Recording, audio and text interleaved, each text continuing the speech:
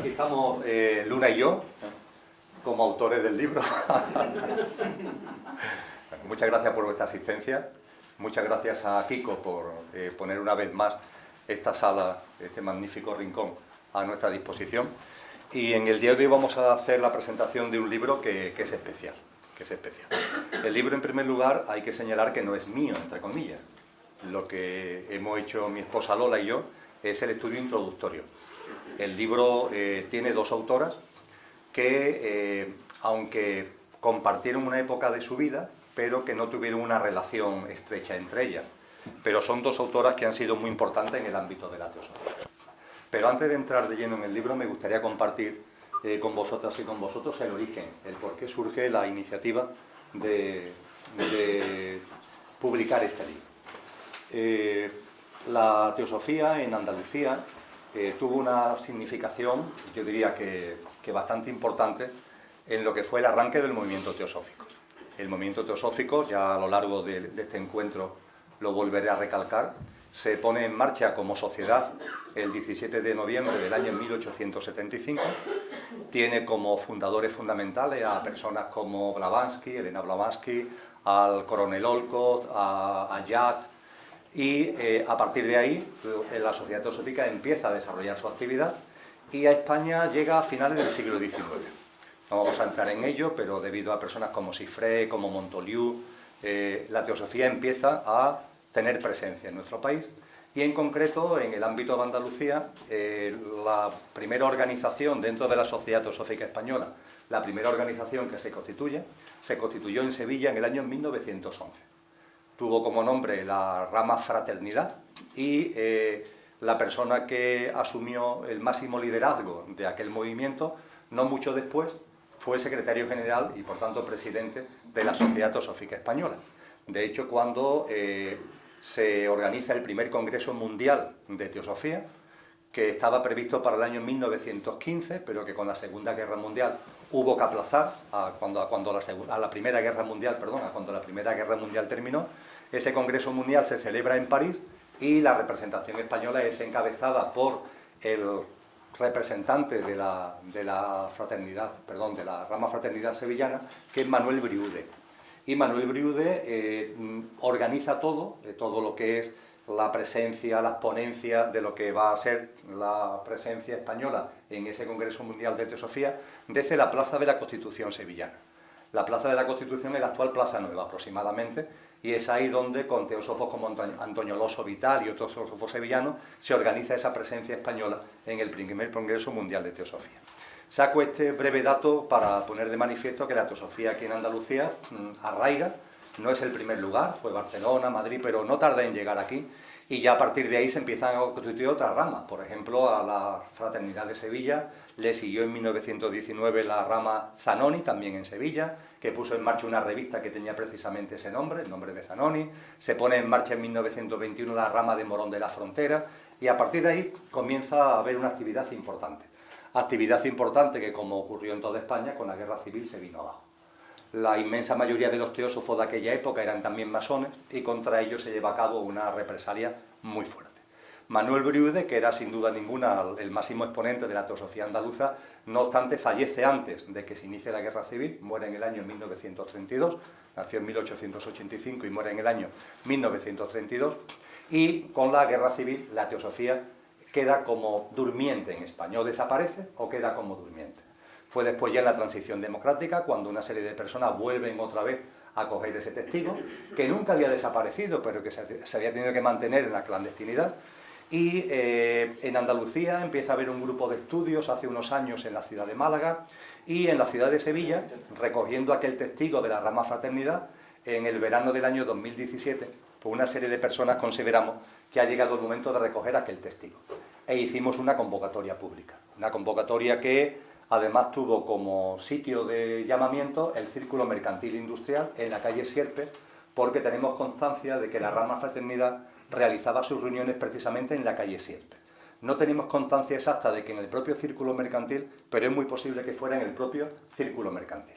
Y hicimos una convocatoria pública el 4 de septiembre del año 2017 a donde acudieron bastantes personas, más de un centenar de personas, y a partir de ahí se puso en marcha el Grupo de Estudios Teosóficos de Sevilla, que ha asumido el nombre de Fraternidad. Y a partir de ahí pues estamos trabajando. Aquí está Encarna, que es miembro del Grupo de Estudios Teosóficos y de la Sociedad Teosófica como yo mismo, y en la labor de ese Grupo de Estudios Teosóficos Fraternidad de Sevilla, desde el principio teníamos muy claro que había que hacer varias cosas. Por ejemplo, le propusimos a la Sociedad Teosófica Española responsabilizarnos de elaborar un documental sobre la historia de la teosofía en España, cosa que no ha existido. Entonces, bueno, todo esto que yo acabo de resumir extremadamente, bueno, pues hacerlo adecuadamente, recogiendo ya no solamente la historia, sino material gráfico y recogiendo también entrevistas con personas que puedan aportar cosas a lo que es esa historia de la teosofía, y nos hemos puesto mano a la obra. Con nosotros está Armando Gutiérrez, de Pitchfield, que es precisamente la persona que dirige el documental, que está ya en fase muy avanzada de gestación y que con toda seguridad el próximo mes de mayo, en mayo de 2018, será objeto ya de estreno público. El estreno primero lo haremos en Sevilla y después lo haremos en Barcelona. Esa es una de las cosas que teníamos claras, independientemente de, como es lógico, como grupo de estudios teosóficos, poner en marcha grupos de estudio. Y hemos puesto diversos grupos de estudio, en concreto 4, que tratan distintos asuntos, que tienen que ver con el tronco común que tienen todas las religiones, con la percepción de las corrientes espirituales de las que la teosofía bebe con relación, por ejemplo, al karma y a la reencarnación, la constitución sextenaria y el conocimiento de sí mismo, el proceso de transformación interna del ser humano, y hemos puesto en marcha una serie de grupos de estudio. Pero nos pareció que había que hacer algo más, y entre las cosas que creímos que había que hacer era precisamente generar una línea editorial que fuera complementaria a la que la Sociedad Teosófica tiene ya en España. La Sociedad Teosófica tiene una editorial, la Editorial Teosófica, que realiza una buena labor de publicación. Ahora, por ejemplo, en este año 2018 le está dando yo una especial atención a un autor que de mucho peso, para mí es un referente en muchos sentidos, que es Taimi. Y la Sociedad Teosófica, a través de esa editorial, lleva una labor importante. Pero a nosotros nos pareció oportuno que como grupo de estudio, y como grupo de estudio que estaba arrancando, pusiéramos a disposición del público en general obras muy divulgativas. Es decir, obras que sirvieran para aquella persona que por primera vez se acerca a la teosofía. No para personas que ya llevan un recorrido, a los que los libros de Taimi le vienen de una forma excelente, sino a personas que por primera vez se acercan a la teosofía. ¿Qué es esto de la teosofía? ¿Qué significa? ¿Cuáles son sus contenidos? Y puestos a buscar, hemos elegido 2 libros. Un libro tiene como autora a Annie Besant y otro libro tiene como autora a Edmond Simon.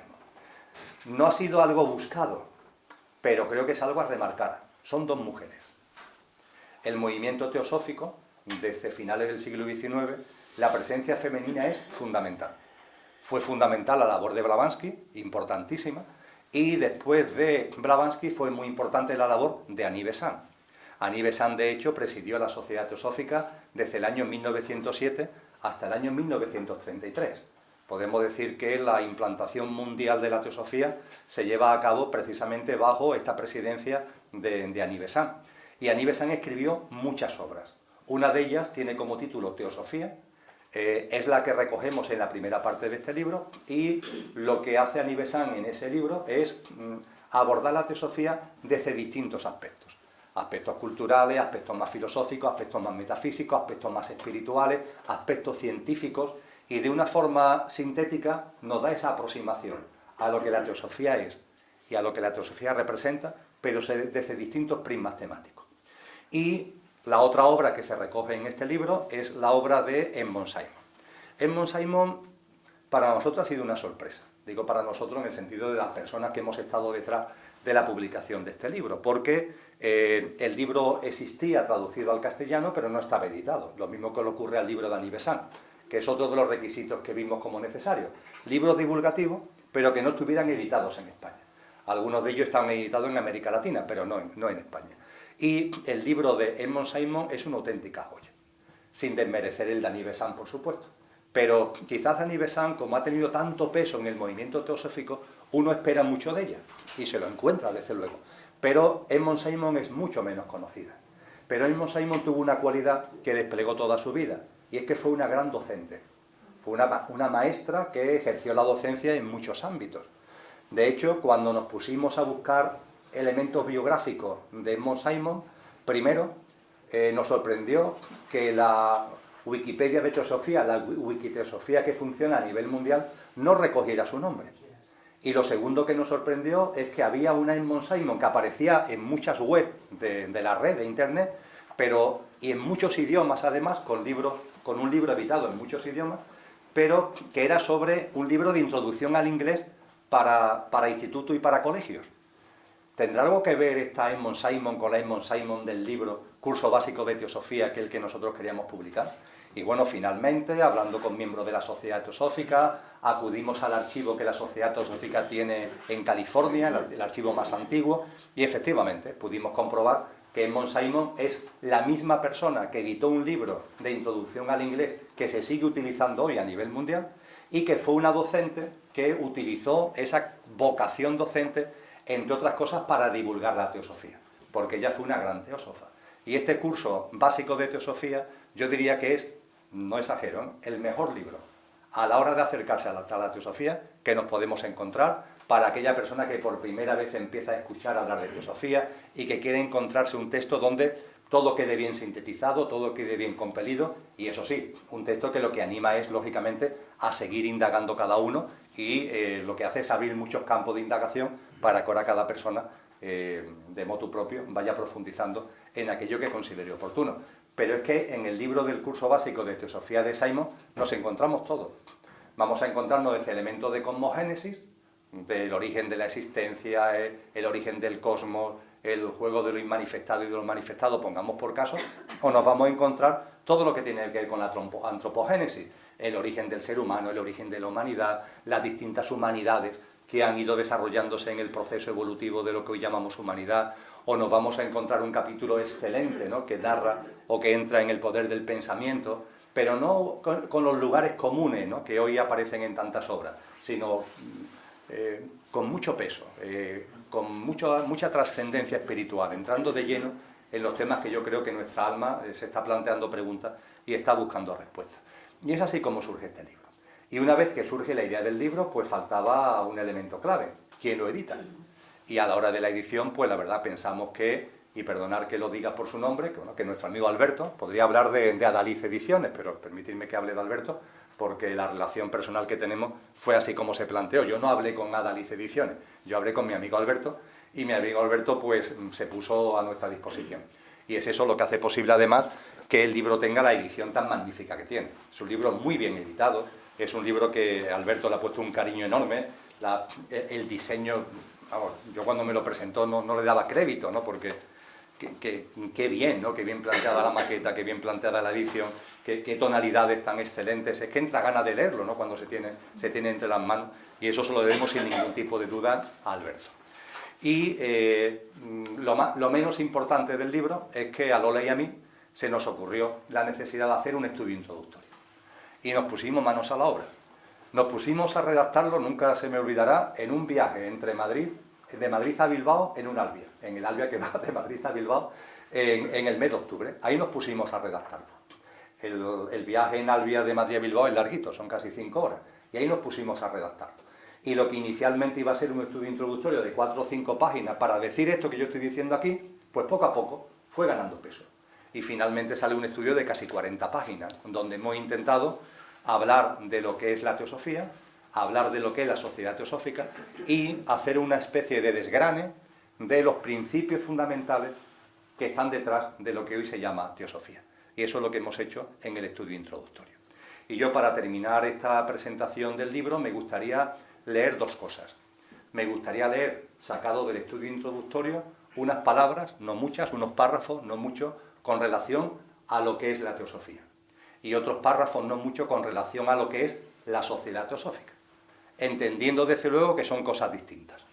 La teosofía, como ahora leeré, viene desde la noche de los tiempos. Fijaros que la palabra teosofía es sabiduría divina, sería su traducción más directa, ¿no?, sabiduría divina. Y todas las corrientes espirituales han aportado cosas muy importantes a esa sabiduría divina. Es más, yo creo que muchos tenemos el convencimiento que no solo todas las religiones, todas las corrientes espirituales han aportado cosas muy importantes a la sabiduría divina, sino que todas han bebido de la misma fuente. Y hay un tronco común en todas las corrientes espirituales. Dentro del grupo de estudio Fraternidad de Sevilla, uno de los subgrupos, lo comentaba anteriormente, que analiza ese tronco común de todas las religiones, que es el que coordina Encarna junto con Rocío Torres, se detiene precisamente en eso. Entonces la teosofía ha existido desde siempre.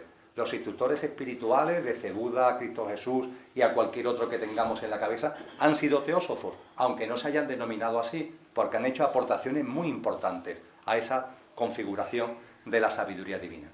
Cosa distinta es que hay un momento determinado, finales del siglo XIX, donde hay una serie de personas que consideran llegado el momento de hacer una gran recopilación, de recoger todas esas tradiciones espirituales y ponerlas al alcance de todos los seres humanos. Fueron personas de un nivel intelectual y de un nivel espiritual fuera de serie. La labor que llevó a cabo, por ejemplo, Blavatsky, es simplemente inexplicable. ¿Cómo se puede sacar tiempo en una vida para hacer la cantidad de cosas que ya hizo? Viajar por el mundo entero, recuperar tradiciones espirituales que estaban viniéndose abajo, que estaban desapareciendo. Lo mismo que hizo el coronel Olcott. Tener en cuenta de que Blavatsky es de origen ruso y Olcott de origen norteamericano. Ellos van a la India cuando la India pertenece al Imperio Británico. Y van a la India para recuperar, para rescatar, para poner en valor esas tradiciones espirituales milenarias, y lo que se encuentran es que en ese momento, bajo el sojuzgamiento del Imperio Británico, el hinduismo, el budismo están mal vistos. Se consideran como si fueran supersticiones. Claro, en estos momentos, en este arranque del siglo XXI, esto nos parece absurdo, ¿verdad? Pensar que el budismo, que el hinduismo, que el taoísmo, que todo lo que tiene que ver con las corrientes védicas, que todo lo que tiene que ver con las escuelas brahmánicas, eso entra en el ámbito de la superstición, hoy nos parece ridículo. Pero en el tramo final del siglo XIX se estaba corriendo ese peligro, porque el influjo político, entre comillas, del mundo británico con la influencia religiosa que conllevaba, pues hacía que se mirara por encima del hombro a aquellos que estaban practicando este tipo de prácticas religiosas. Y lo que hace Blavatsky, lo que hace Olcott, es precisamente empezar a rescatar esto. A Olcott hoy día se le considera un pilar fundamental para que el budismo haya pasado esa especie de mal tramo, ¿no?, que tuvo que pasar en esas décadas difíciles, y se consiguió precisamente debido al papel que realizaron determinados teósofos. En 1875 se crea la Sociedad Teosófica, y a partir de ahí lo que ha habido es una labor de poner a disposición de la gente material, mucho material espiritual, sin ningún credo específico. La Sociedad Teosófica no participa de ningún credo. Por supuesto, los miembros de la Sociedad Teosófica pueden ser del credo que le dé la gana. Incluso, aunque pueda parecer un tanto extraño, los hay incluso entre comillas ateos, o lo que tradicionalmente se ha llamado ateos. Y hay personas que tienen un sentimiento espiritual del budismo, del hinduismo, del cristianismo, del mundo musulmán, etcétera, etcétera, etcétera, porque no hay ninguna religión que sea la verdad. Lo que se busca es la verdad de la que se inspiran todas las religiones. Dicho esto, como os comentaba, permitidme que con brevedad os lea unos cuantos párrafos con relación a la teosofía y con relación a la Sociedad Teosófica, sacados del estudio introductorio de este libro. Sobre la teosofía, estamos en la página 26 del libro. Dice el texto: ha habido teósofos y escuelas teosóficas desde siempre, y la teosofía ha estado en la humanidad desde sus comienzos. De hecho, cada gran pensador y filósofo es un teósofo. Y Buda, Zoroastro, Lao Tse, Platón, Cristo Jesús, Patanjali, Chakravarti, Narguna y Rumi, entre otros muchos, dieron enseñanzas teosóficas sin importar cómo las llamaron. El término teosofía fue usado por primera vez en un escrito datado en el siglo III y cuyo autor fue Porfirio, filósofo alejandrino perteneciente a la escuela neoplatónica. Se compone de las palabras griegas teos, que significa Dios o divino, y sofía, que significa sabiduría, por lo que puede traducirse como sabiduría divina, tal como comentaba anteriormente. El término floreció entre los neoplatónicos, como Amonio Sacas, hasta el siglo VI, y fue igualmente usado por ciertos gnósticos y cristianos.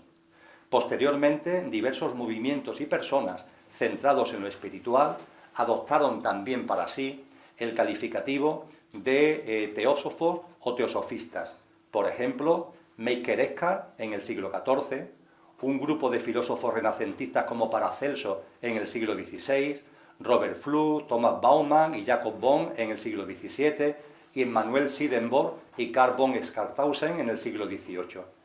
Finalmente, el movimiento teosófico reapareció en el tramo final del siglo XIX con la fundación de la Sociedad Teosófica. Aunque las enseñanzas se han ofrecido a través de las edades bajo diferentes denominaciones en diversos idiomas y varían los aspectos externos o su forma de presentación, lo que en ellas transmiten es fundamentalmente lo mismo y constituye el núcleo interno de la religión, la filosofía y la ciencia. Esta reflexión, con la que termino esta lectura de párrafos en cuanto a la teosofía, ahora leeré alguno con relación a la sociedad teosófica, esta reflexión me parece muy importante. No solamente hay un tronco común entre todas las corrientes espirituales, que las hay. Por más que las religiones, cuando se dogmatizan, entren en peleas entre ellas. La dualidad de la mente humana. Pero lo cierto es que hay un tronco común. Pero no solo es que hay un tronco común entre todas las corrientes espirituales, es que también hay algo que une a la espiritualidad con la ciencia y con la filosofía. Y también es cierto que a lo largo de la historia de la humanidad parecen ramas enfrentadas. El filósofo se pelea con el espiritual se pelea con el científico reniega, entre comillas, de lo religioso. Pero cuando nos serenamos y cuando hacemos una reflexión profunda desde nuestro genuino ser, creo que es fácil percibir que lo que persigue la espiritualidad, lo que persigue la filosofía y lo que persigue la ciencia es lo mismo. Responder a las grandes preguntas que se hace en nuestro corazón. A esas grandes preguntas que nos pueden parecer tan enormes o tan difíciles de responder que a lo mejor se nos pasa la vida sin atender a ellas. ¿Quién soy? ¿De dónde vengo? ¿A dónde voy? ¿Qué es la vida? ¿Qué es la muerte? ¿Qué es la divinidad? ¿Qué es la existencia? ¿De dónde viene el cosmos? ¿A dónde va? Esas grandes cuestiones que es verdad que en la dinámica del día a día muchas personas no atienden, pero que a poco que nos paremos son las cosas realmente importantes de la vida. Lo cual no significa que no hagamos otras cosas, pero estas preguntas y la búsqueda de respuestas con relación a ellas deberían estar presentes en la vida de cualquier ser humano. Y la espiritualidad, la filosofía y la ciencia es lo que persiguen. Se plantean estas preguntas y las responden, o intentan responderlas. ¿Qué es lo que hace un científico? Precisamente esto. Preguntarse de dónde venimos, preguntarse cuál es el origen del cosmos, plantearse a dónde vamos, qué es la existencia, qué es la misma vida. ¿Qué es lo que hace un filósofo? Exactamente lo mismo. Da igual, fijaros, a la respuesta que llegue. Da igual que llegue a una respuesta, vamos a llamarle trascendente, o llegue a la respuesta a la que llegó Jean-Paul Sartre hablando de la nada, que no hay nada. Da igual, pero indaga, profundiza, se plantea esas grandes cuestiones. Grandes cuestiones que, por supuesto, también se lo ha planteado siempre la espiritualidad en todas sus manifestaciones. Esto es un elemento clave en el ámbito de la teosofía, es de las grandes cuestiones que la teosofía intenta que se tenga en cuenta, que ya está bien, ¿no?, de tantas confrontaciones que no conducen a ninguna parte y que además son falaces, buscando la síntesis. Ahora, cuando hablemos de la sociedad teosófica, cuando lea estos párrafos, veréis que uno de los objetivos, son solamente 3, uno de los objetivos fundamentales de la sociedad teosófica es poner en valor esta síntesis entre espiritualidad, ciencia y religión. Dicho esto, os leo unos párrafos sobre la sociedad teosófica. Página 24 y siguiente del libro. La Sociedad Teosófica fue constituida en Nueva York el 17 de noviembre de 1875 por Blavatsky, Olcott, Judd y otras personas. A lo largo de sus 142 años de historia han pertenecido a ella destacadas personalidades en los ámbitos de la cultura, el arte, la ciencia, la educación, la reforma social y, por supuesto, la espiritualidad. Actualmente la sociedad está implantada a escala mundial y tiene secciones y ramas en casi todos los países del mundo. En organización y administración, cada rama es autónoma, si bien es parte de la sociedad madre, cuya sede internacional se ubica en Adyar, en Chennai, la India. La completa libertad de pensamiento es básica en la actitud de la sociedad teosófica, y dentro del vasto conjunto de ideas que ofrece, no se impone ningún dogma, credo o creencia específica. Eso sí, cuenta con 3 objetivos constituyentes que todos sus miembros han de sentir íntimamente y plasmar en su vida cotidiana. Primero, formar un núcleo de la fraternidad universal de la humanidad, sin distinción de raza, credo, sexo, casta o color. La palabra fraternidad nos encanta, vamos, por lo menos a muchos nos encanta. Fraternidad, hermandad, ese vínculo que existe entre todos los seres humanos, que nos aúna, que nos hace hermanos. Y evidentemente la fraternidad es algo que late en el corazón de muchas personas. Pues bien, lo que la sociedad teosófica aspira es que ella, la propia sociedad teosófica, se haya un núcleo de fraternidad, es decir, que funcione fraternalmente, intentando que como organización sea modélica en ese sentido y que sus miembros adquieran el compromiso de avanzar lo más posible en la fraternidad dentro de la propia organización, evidentemente abierta a los demás y, como ya se ha leído, sin ningún tipo de distinción de raza, credo, sexo, casta o color. Segundo, con lo que antes comentábamos. Segundo, fomentar el estudio comparado de la religión, la filosofía y las ciencias, en el convencimiento de que persiguen lo mismo: responder a las preguntas trascendentes que siempre se han formulado los seres humanos, que para vislumbrar la verdad se necesitan las 3, y que todas las religiones y tradiciones espirituales serias cuentan con un mismo tronco de sabiduría común. Y tercero y último, investigar las leyes no explicadas de la naturaleza y las facultades y capacidades latentes en el ser humano, para propiciar el conocimiento de uno mismo y el desarrollo consciencial y espiritual, tanto personal como colectivo. Sobre estas bases, la sociedad teosófica se formó para mostrar al mundo que la teosofía existe y para poner a la disposición de todos, especialmente de quienes puedan interesarse por estos asuntos, los grandes conceptos universales que componen su sistema metafísico. No obstante, no debe confundirse, como yo antes apuntaba, la sociedad teosófica con la teosofía. La teosofía es a la vez muy antigua y muy nueva. Es muy nueva porque incorpora principios que siempre han conocido y enseñado los sabios de las sucesivas épocas y culturas del pasado, y muy nueva porque incluye las últimas investigaciones de la era actual. Uno de los temas que más interesan en muchos aspectos de la teosofía es indagar en las aportaciones de la ciencia, que hoy están poniendo como nunca sobre la mesa la conexión que hay entre las aportaciones espirituales muy antiguas y los nuevos descubrimientos científicos. Pues bien, sobre estas bases ha surgido este libro, que ya os digo, debido a Nivesan y debido a Edmond Simon, pues nos proporcionan 2 textos muy divulgativos, creo que muy sencillos de leer, enormemente sencillos de leer, y que llaman a nuestro corazón a seguir indagando por nuestra propia cuenta en lo que la teosofía representa. Y para concluir, aunque no tenga que ver exactamente con el libro, os comentaba que este texto surge en el marco de actuaciones y actividades que ha puesto en marcha dentro de la Sociedad Teosófica Española el Grupo de Estudios Teosóficos Fraternidad de Sevilla. Pues bien, quiero también compartir con vosotros y con vosotras, ya que estamos aquí precisamente en la ciudad de Sevilla, de que el próximo 17 de marzo se va a organizar en Sevilla, vamos, de hecho se ha organizado ya, ahora estamos en la época de la divulgación, se va a celebrar en Sevilla el primer encuentro andaluz de teosofía, recogiendo el testigo de lo que fue la teosofía en Andalucía a principios del siglo XX. Nos ha parecido oportuno organizar un encuentro donde se convoque a lo que entendemos que son las personas que mejor representan hoy la teosofía en España. Y hemos buscado 4 ponentes de un alto nivel y 4 ponentes que hoy, cuando se habla de la teosofía en España, aunque 2 de ellos no han nacido en España, pero son los referentes fundamentales. Me estoy refiriendo a Ángeles Torra, presidenta de la Sociedad Teosófica Española, a José Tarragó, mi teósofo preferido, una persona ya de una cierta edad, pero que mantiene una cabeza lúcida totalmente, y que para mí es el nexo de unión entre la nueva teosofía, la teosofía de finales del siglo XX e inicio del siglo XXI en España, con aquella teosofía que se tuvo que meter en el ámbito de la clandestinidad debido a la guerra civil y a la dictadura franquista. Y también estarán con nosotros Nilda Venegas, una magnífica psiquiatra, y Isaac Jauri, un magnífico psicólogo especializado en Jung. Y con ellos pues desarrollaremos una actividad durante el sábado 17 de marzo en horario de mañana y tarde, donde iremos tocando temas que están enfocados sobre un mismo asunto: la autotransformación del ser humano. yo creo que todos somos conscientes que quizá haya llegado ya el momento, ¿no?, de tomarnos esto en serio. Que ha llegado el momento de tomarnos en serio en esta encarnación nuestra autotransformación. ¿Cómo acometemos esa autotransformación?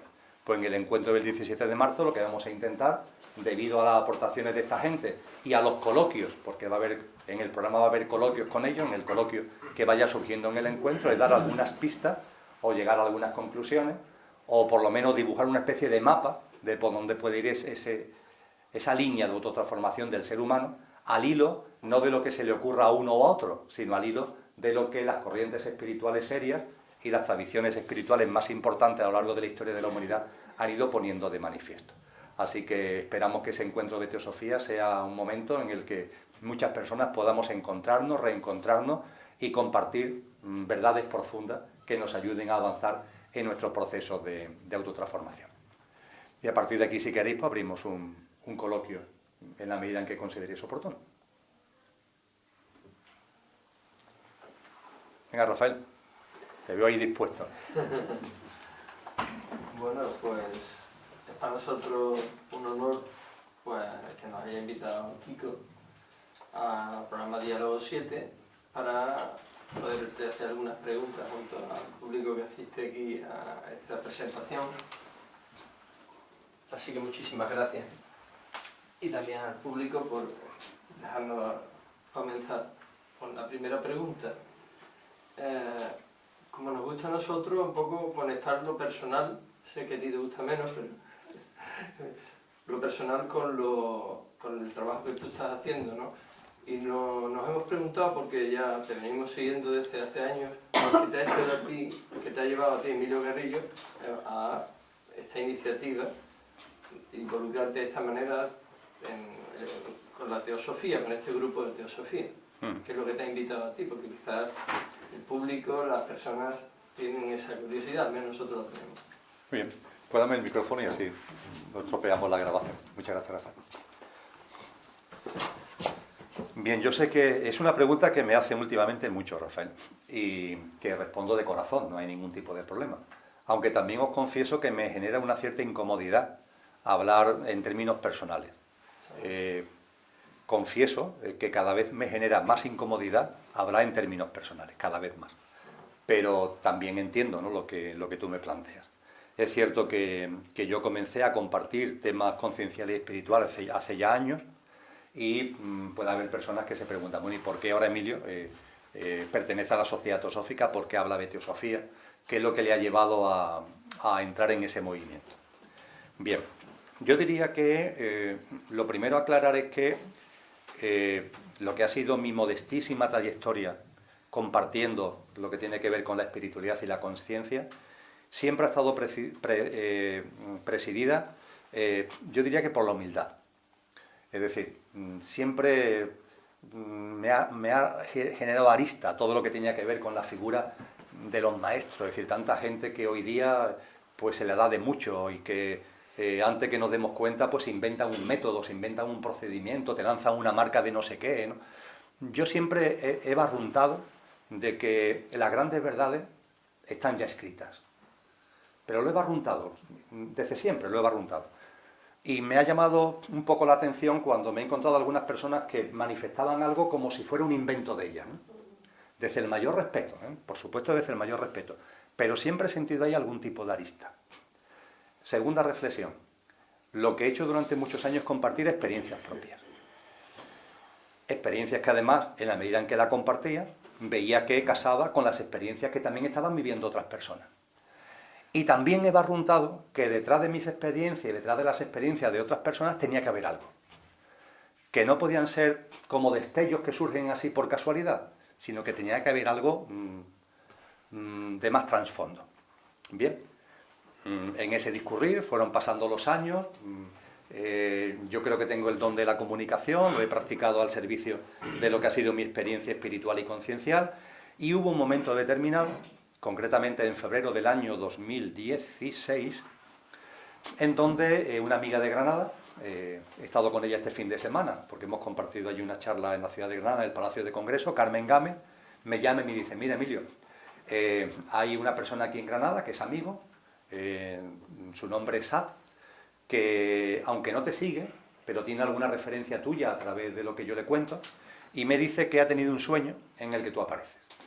Y en ese sueño, pues, él quiere comentarte lo que ha visto, porque considera que es importante para ti.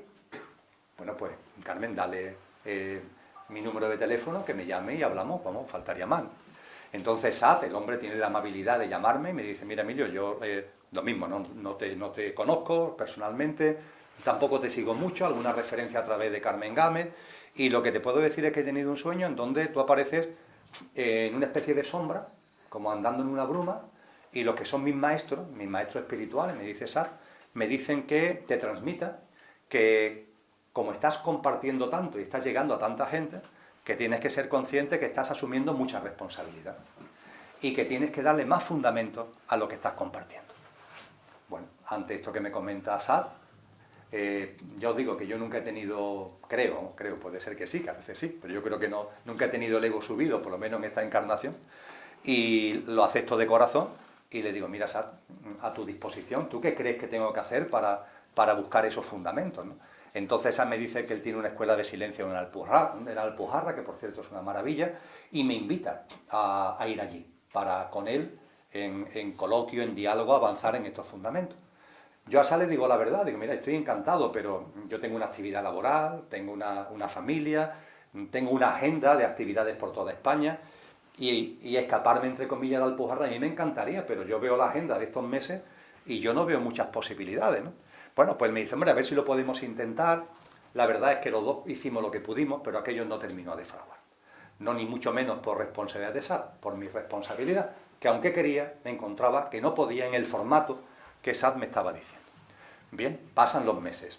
El mes de junio de ese mismo año, 2016, voy a dar una charla a Las Palmas de Gran Canaria y allí yo tengo una buena relación con una persona, Delfín Rodríguez, y Delfín me dice, mira Emilio, ya que estás en Canarias para dar una charla el sábado por la tarde, ¿qué te parece si me acerco a tu hotel y desayunamos juntos? Porque hay unas preguntas que quiero hacerte. Entonces, bueno, pues perfecto, a las 9 de la mañana, 10 de la mañana, quedamos en la cafetería del hotel y llega Delfín, me acordaré siempre, con su listita de preguntas. Dice, aquí traigo las preguntas que quiero compartir contigo, Emilio. Dice, pero antes de hacerte estas preguntas te quiero decir lo siguiente. Esta noche he tenido un sueño donde tú apareces.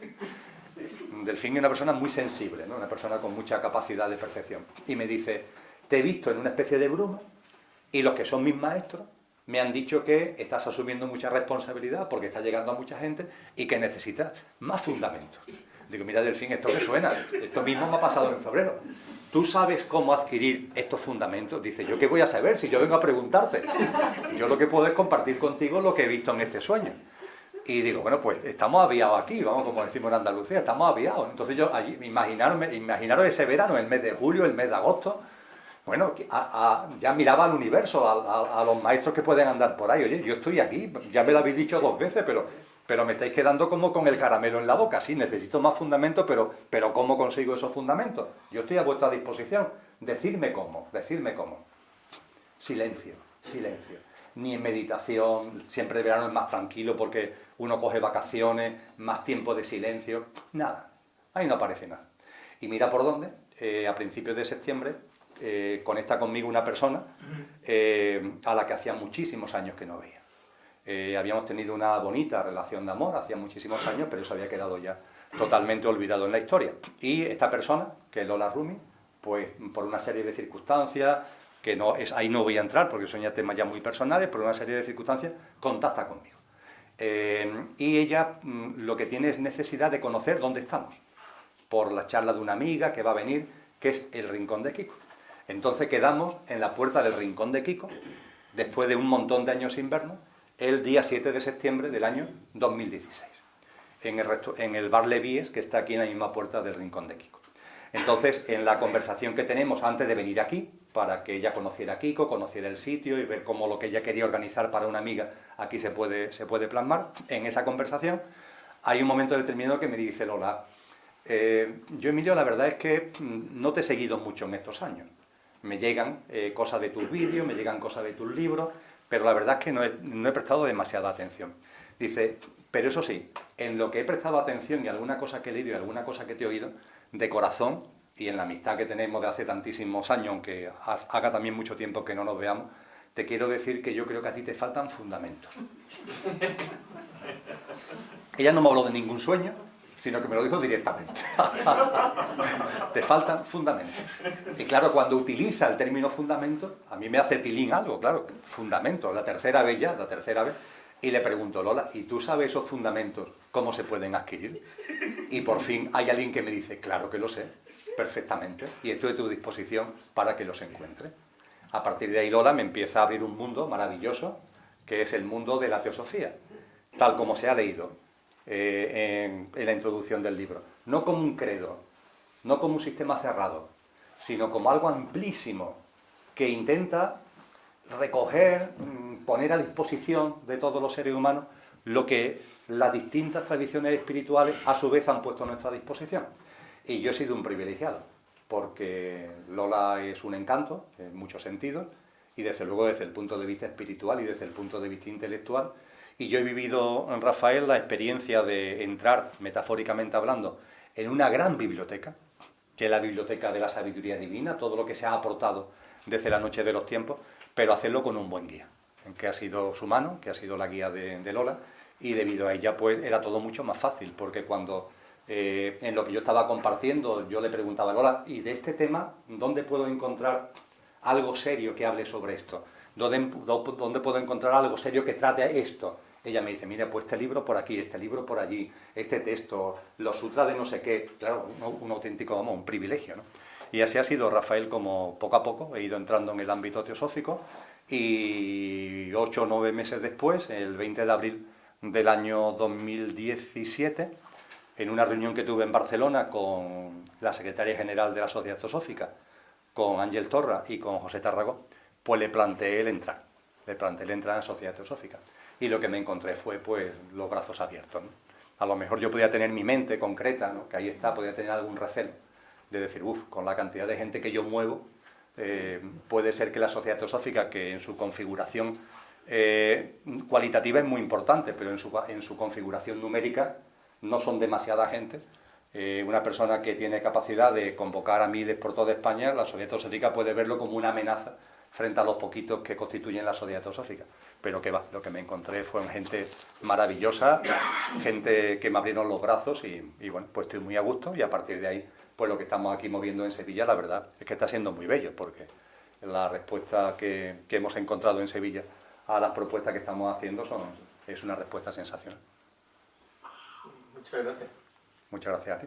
Si alguien quiere hacer alguna pregunta, pues... Bueno, me he desnudado un poquito. Sí, yo quiero preguntar una cosita, amigo.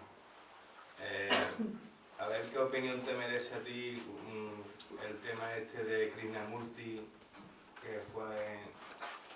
que lo vieron como un nuevo mesías, ¿no? La Sociedad Teosófica, y que si te pareció un error todo aquello, o cómo se puede encajar eso de alguna forma, ¿no? La perspectiva, ¿no? Porque claro, yo vivo también bastante con la Sociedad Teosófica, pero claro, aquello marcó como un antes y un después la sociedad. Yo no sé si hubo una bajada en cuanto a la sociedad, o no sé, como a ver qué opinión te merece toda esa historia con Krishnamurti y la relación con Ani Besant, que además dicen que fue muy condicionado en su educación. No sé, a ver qué te parece. Perfecto. Es un tema muy interesante, muy interesante. Y efectivamente marca un hito muy importante en lo que es la historia de la Sociedad Teosófica en general. Para aquellos que no tenéis por qué conocer la historia, Krishnamurti sí nos suena a la mayoría, pero quizás no conozcáis que Krishnamurti, cuando era un pequeñajo, era un niño de muy pocos años, era un chiquillo, andando por las playas de Ayar, donde se localiza precisamente la sede actual de la Sociedad Teosófica Internacional, Ani Besant, una de las coautoras de este libro, y de Leadbeater, que era otro teósofo de esa misma generación, con unos especiales dones de clarividencia, paseando se cruzan con ese niño que después fue conocido como Krishnamurti, y lo que perciben en él es una aura muy especial. Se le ve un aura que es manifestación de un alma encarnada muy evolucionada, hasta el punto de que el convencimiento que tuvieron tanto Leadbeater como Ani Besant es que Krishnamurti podía ser un referente muy importante para la evolución espiritual de la humanidad en el siglo XX. Y entonces cuando ven a un alma, aunque esté encarnada en un chavalín, y un chavalín además que pertenece a una familia humilde, ¿no?, en la India, pero cuando ven un alma de esa dimensión, ellos lo que le plantean a los padres de Krishnamurti es formarlo, darle una educación y que tenga en definitiva los instrumentos, las herramientas y el contexto en el que pueda desplegar todo eso que le están viendo que tiene. Incluso en un momento concreto, todo esto con el permiso de sus padres, tanto Elie Wiesel como Annie Besant lo adoptan, ¿no?, como hijo, para darle el mayor impulso posible. Y Krishnamurti, durante mucho tiempo acompañado de su hermano, tenía varios hermanos, pero con uno en particular tenía una relación muy estrecha, pues empieza a formarse, empieza a educarse y empieza ya a tener un desenvolvimiento en el ámbito espiritual. A lo que hace referencia... ¿Tu nombre cuál es? Antonio. Antonio. A lo que ha hecho referencia Antonio es que hay un momento determinado donde Krishnamurti rompe con la sociedad teosófica. Habiendo, entre comillas, crecido en ella, habiéndose formado en ella, hay un momento determinado en el que rompe. Plantearía al hilo de esto dos cuestiones. ¿Por qué rompe? ¿Y en qué consiste la ruptura? ¿Por qué? ¿Y en qué consiste exactamente? Yo diría, en primer lugar, respondiendo al por qué, que si cualquiera de nosotros se pone en su lugar, puede entenderlo. Que tiene que ser muy difícil de gestionar humanamente, personalmente, por muy evolucionados que seamos álmicamente, al final estamos aquí encarnados, tiene que ser muy difícil la gestión de cuando a ti te dicen, esta es la persona que está llamada a ser el referente espiritual en el momento actual para la humanidad. Esto cuando tú lo oyes, cuando en tu entorno es lo que continuamente se mueve y vas creciendo y te conviertes en un joven y te conviertes en un adulto, y eso es lo que hay... Es fácil de entender que eso hay un momento de que te agobia, que dices, no, por favor, no. Es como si hubiera un depósito de responsabilidad enorme, ¿no? E incluso podría sentir que ese depósito de responsabilidad va unido a una definición, ¿no?, de un camino ya muy trillado, donde a lo mejor él quería, haciendo esa labor espiritual, pero tener más margen de maniobra para expresarlo del modo y manera que él considerara oportuno, ¿no? Yo diría que en definitiva Krishnamurti se hace maduro. Y al hacer maduro, como a tanto nos ha pasado, ¿no?, dentro de nuestra familia, necesita volar por su cuenta. Y es precisamente por eso por lo que se produce esa salida de la sociedad teosófica. Y además de la pregunta del por qué, decía, bueno, ¿y exactamente qué consiste la ruptura? Hombre, leyendo la obra de Krishnamurti, yo creo que es fácil darse cuenta que Krishnamurti siempre fue teósofo, siempre. Es verdad que dejó de pertenecer a la sociedad teosófica, pero nunca dejó de ser teósofo. La obra de Krishnamurti, en los años en los que dejó ya de estar en la sociedad teosófica, son obras profundamente teosóficas, están llenas de esa sabiduría divina, están llenas de los postulados de los que la teosofía bebe. Tenga o no el carnet de teósofo, entre comillas, es de lo que bebe, es lo que divulga, y además, en la fase final de su vida, él vuelve. Él volvió otra vez a Ayar, volvió otra vez a compartir conferencias en Ayar, y para mí, por tanto, la obra de Krishnamurti es una obra puramente teosófica, con independencia de que en un momento concreto de su vida, él considera oportuno dejar de pertenecer a la sociedad teosófica, donde, insisto, creo que influyó mucho esa asunción de responsabilidad tan tremenda, ¿no?, que tuvo. Y no, Emilio, vamos, por apuntar, porque tampoco estoy muy seguro de ello, pero por lo que he leído, la estructuración de la sociedad pudo haberle también hecho un poco que se emancipara de ella el hecho, porque claro, como él defiende mucho la libertad sin estructura y a lo mejor el exceso de estructura que no tuvo que vivir él en su educación, en el seno de la sociedad, no sé si también pudiera tener algo que ver con eso, no sé. Hombre, eso hay que vivirlo en la propia piel, claro, para poder responder esa cuestión, ¿no? La reflexión que tú haces es una reflexión importante, que aunque sea una cosa muy modesta y que no sirve de ejemplo para nada, pero que yo también me he hecho. En el año 2009 yo decidí romper con muchas cosas en mi vida. Decidí romper con la actividad política, decidí romper con mi docencia universitaria que he llevado durante tantos años, y de las cosas que en mi corazón estaban claras era no pertenecer a ninguna organización. Lo tenía muy claro. mirar por dónde pasan los años y pertenezco ahora a una organización. ¿A qué se debe? ¿A qué se debe esa evolución en mi caso? Bueno, a que me he encontrado que la sociedad teosófica, cuando empiezo a conocerla, no tiene nada que ver con las organizaciones que hoy llamamos como tales, porque no hay ningún tipo de indicación, no hay ningún tipo de directriz, no hay ningún tipo de orientación, no hay ningún catecismo, no hay ninguna creencia preestablecida, no hay ninguna norma que nadie te imponga. Lo único que se te alienta es a que indagues contigo mismo, que te conozcas y que avances espiritualmente de la forma que tú consideres oportuno, compartiendo con otros que también tienen el mismo interés, ¿no? A lo mejor, claro, la sociedad teosófica en el siglo XXI, lo mismo no es la sociedad teosófica del arranque o de una parte del siglo XIX, donde todas las estructuras eran como más fijas, ¿no? Como más rigurosas quizás, ¿no? Hoy vivimos una época donde las organizaciones son muy fluidas y desde luego la sociedad teosófica es una sociedad enteramente democrática y que las personas que pertenecemos a ella podemos dar fe de que a veces lo que se echa en falta, entre comillas, a lo mejor es alguna orientación, porque nadie la da, porque esto no mire usted aquí, orientaciones no hay. Aquí hay un montón de tradiciones espirituales, ve usted de esos textos, estudie usted los textos y llegue usted a las conclusiones que considere oportuno. Pero puede ser, Antonio, que en aquellos momentos hubiera algún tipo de circunstancias, de aristas organizativas que encorsetaran y que Krishnamurti consideró oportuno romper con ellas. Gracias. No, muchas gracias a ti. Es un tema muy interesante en lo que es la historia de la teosofía, el papel de Krishnamurti.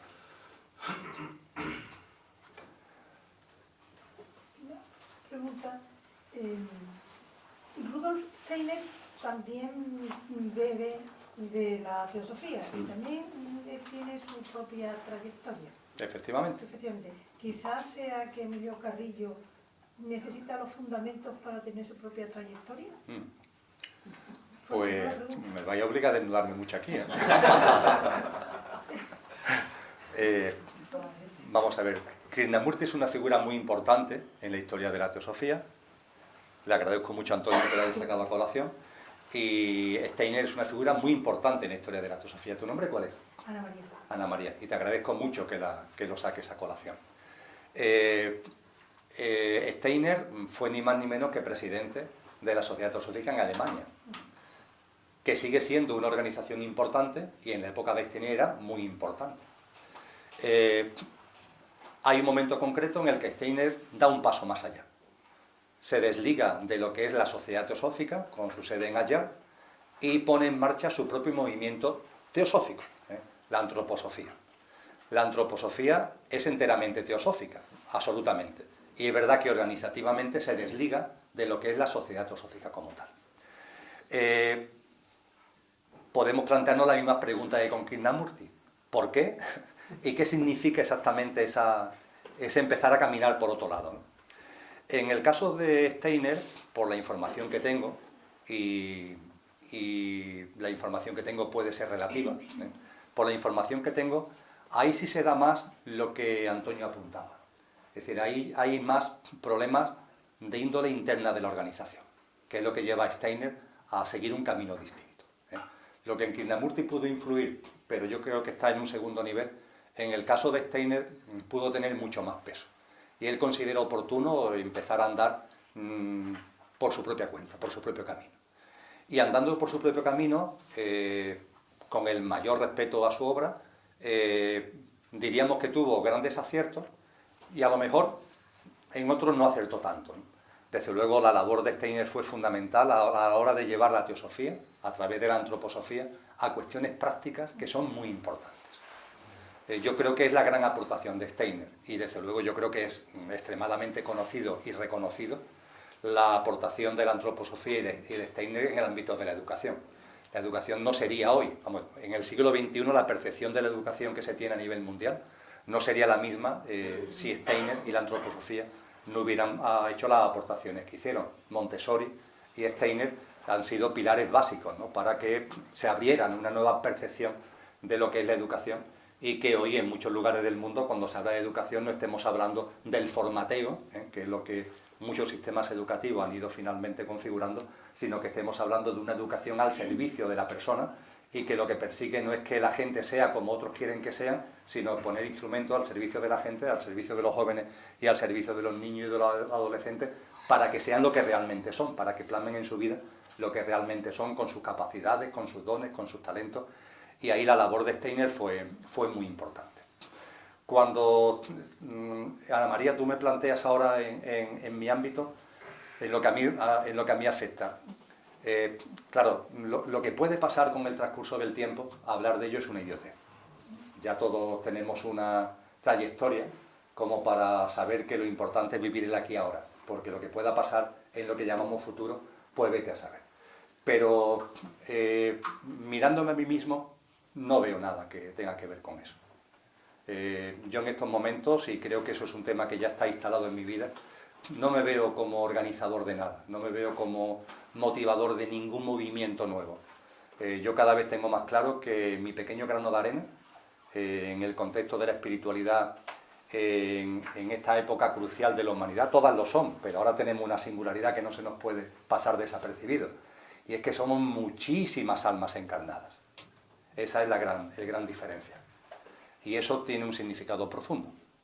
Es decir, no ha pasado nunca que estemos 7.500 millones de almas encarnadas a la vez. Y que dentro de no mucho tiempo, con la tendencia demográfica que todos conocemos, podamos estar en este planeta cerca de 10.000 millones de almas encarnadas a la vez. Esto marca un hito. Recordaros que en el año 1900 la población mundial era de 1.260 millones de personas. No se habían alcanzado los 1.000 millones de personas hasta mitad del siglo XIX. Y en el siglo XX, por razones que no conocemos bien, porque no son razones estudiadas científicamente, ni tienen una explicación científica, porque la población se ha multiplicado precisamente donde los niveles de pobreza son mayores. No digo la ausencia de recursos, pero sí la expoliación de recursos por los que acumulan es mayor, y las personas tienen, por tanto, a su disposición menos recursos. Es ahí donde principalmente se ha multiplicado la población. Y es como si eso fuera una ley contranatural, porque la población de cualquier especie se incrementa cuando hay recursos.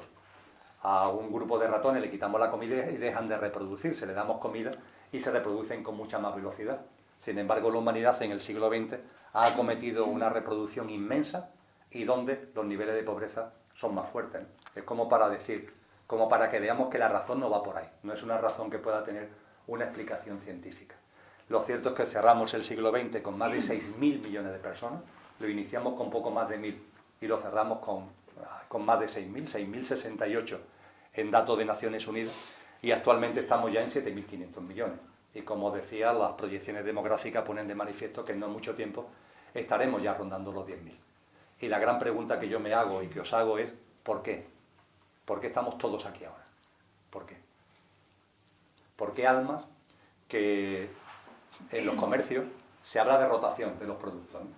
Por ejemplo, se dice que en los hipermercados se ponen en venta productos que tienen rotación rápida. Los productos que están más de una semana en el stand se dejan de vender, se quitan porque no se les saca rentabilidad. Entonces, ¿por qué las almas que estábamos, perdonadme la broma, ahora tú, ahora yo, venga, encarna el otro que a ti, cuando tú vengas, ahora vas tú y yo me espero, y ahora le toca a Alberto, venga Alberto, y ya cuando Alberto vaya, entonces soy cuando voy yo. Es decir, almas que hemos estado como dándonos turno de paso, ahora todas queremos estar aquí. Todas. Eso tiene un sentido profundo. Que yo no me atrevo a decir cuál es, pero sí me atrevo a decir que tiene un sentido profundo.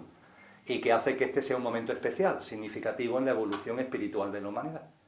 Y lo que modestamente yo creo que yo puedo aportar, y lo pueden aportar muchas más personas, por supuesto, es recoger lo que los sabios y sabias de todas las épocas han dicho, con su vida y con su obra, y ponerlo en unos términos que sean más entendibles en el momento actual. Ya está. Y eso además, soy consciente que desde que nací, es como si la vida me hubiera estado preparando para eso. A mí me gusta recordar que cuando yo estaba en quinto de carrera, terminando los estudios de economía, y yo sentía en mi corazón la vocación docente, y hay una asignatura que me gusta especialmente, la asignatura de teoría económica y economía política. Cuando hablo con el catedrático me acepta, entre comillas, como colaborador en el departamento, estando en quinto de carrera, y me dice, Emilio, vas a empezar a dar clase ya, y me manda a la Facultad de Derecho. No os podéis imaginar lo complicado que es enseñar economía en una facultad de Derecho. Lo difícil que es una persona que ha estado formada por las matemáticas, por las funciones gráficas, por las curvas, cuando te encuentras de golpe y porrazo, yo en aquel momento tenía 20 añitos, cuando te encuentras de golpe y porrazo en una facultad, donde para colmo me pusieron a dar clase los viernes, que no había clases en la facultad, porque era una clase que se daba a aquellos repetidores que no habían conseguido aprobar economía en su vida, y que muchos de ellos estaban en quinto de carrera. Muchos de ellos me llevaban muchos años. Cuando yo dibujaba la curva de demanda, yo sentía que se me mareaban, ¿no? Literalmente, ¿no? Que se mareaban.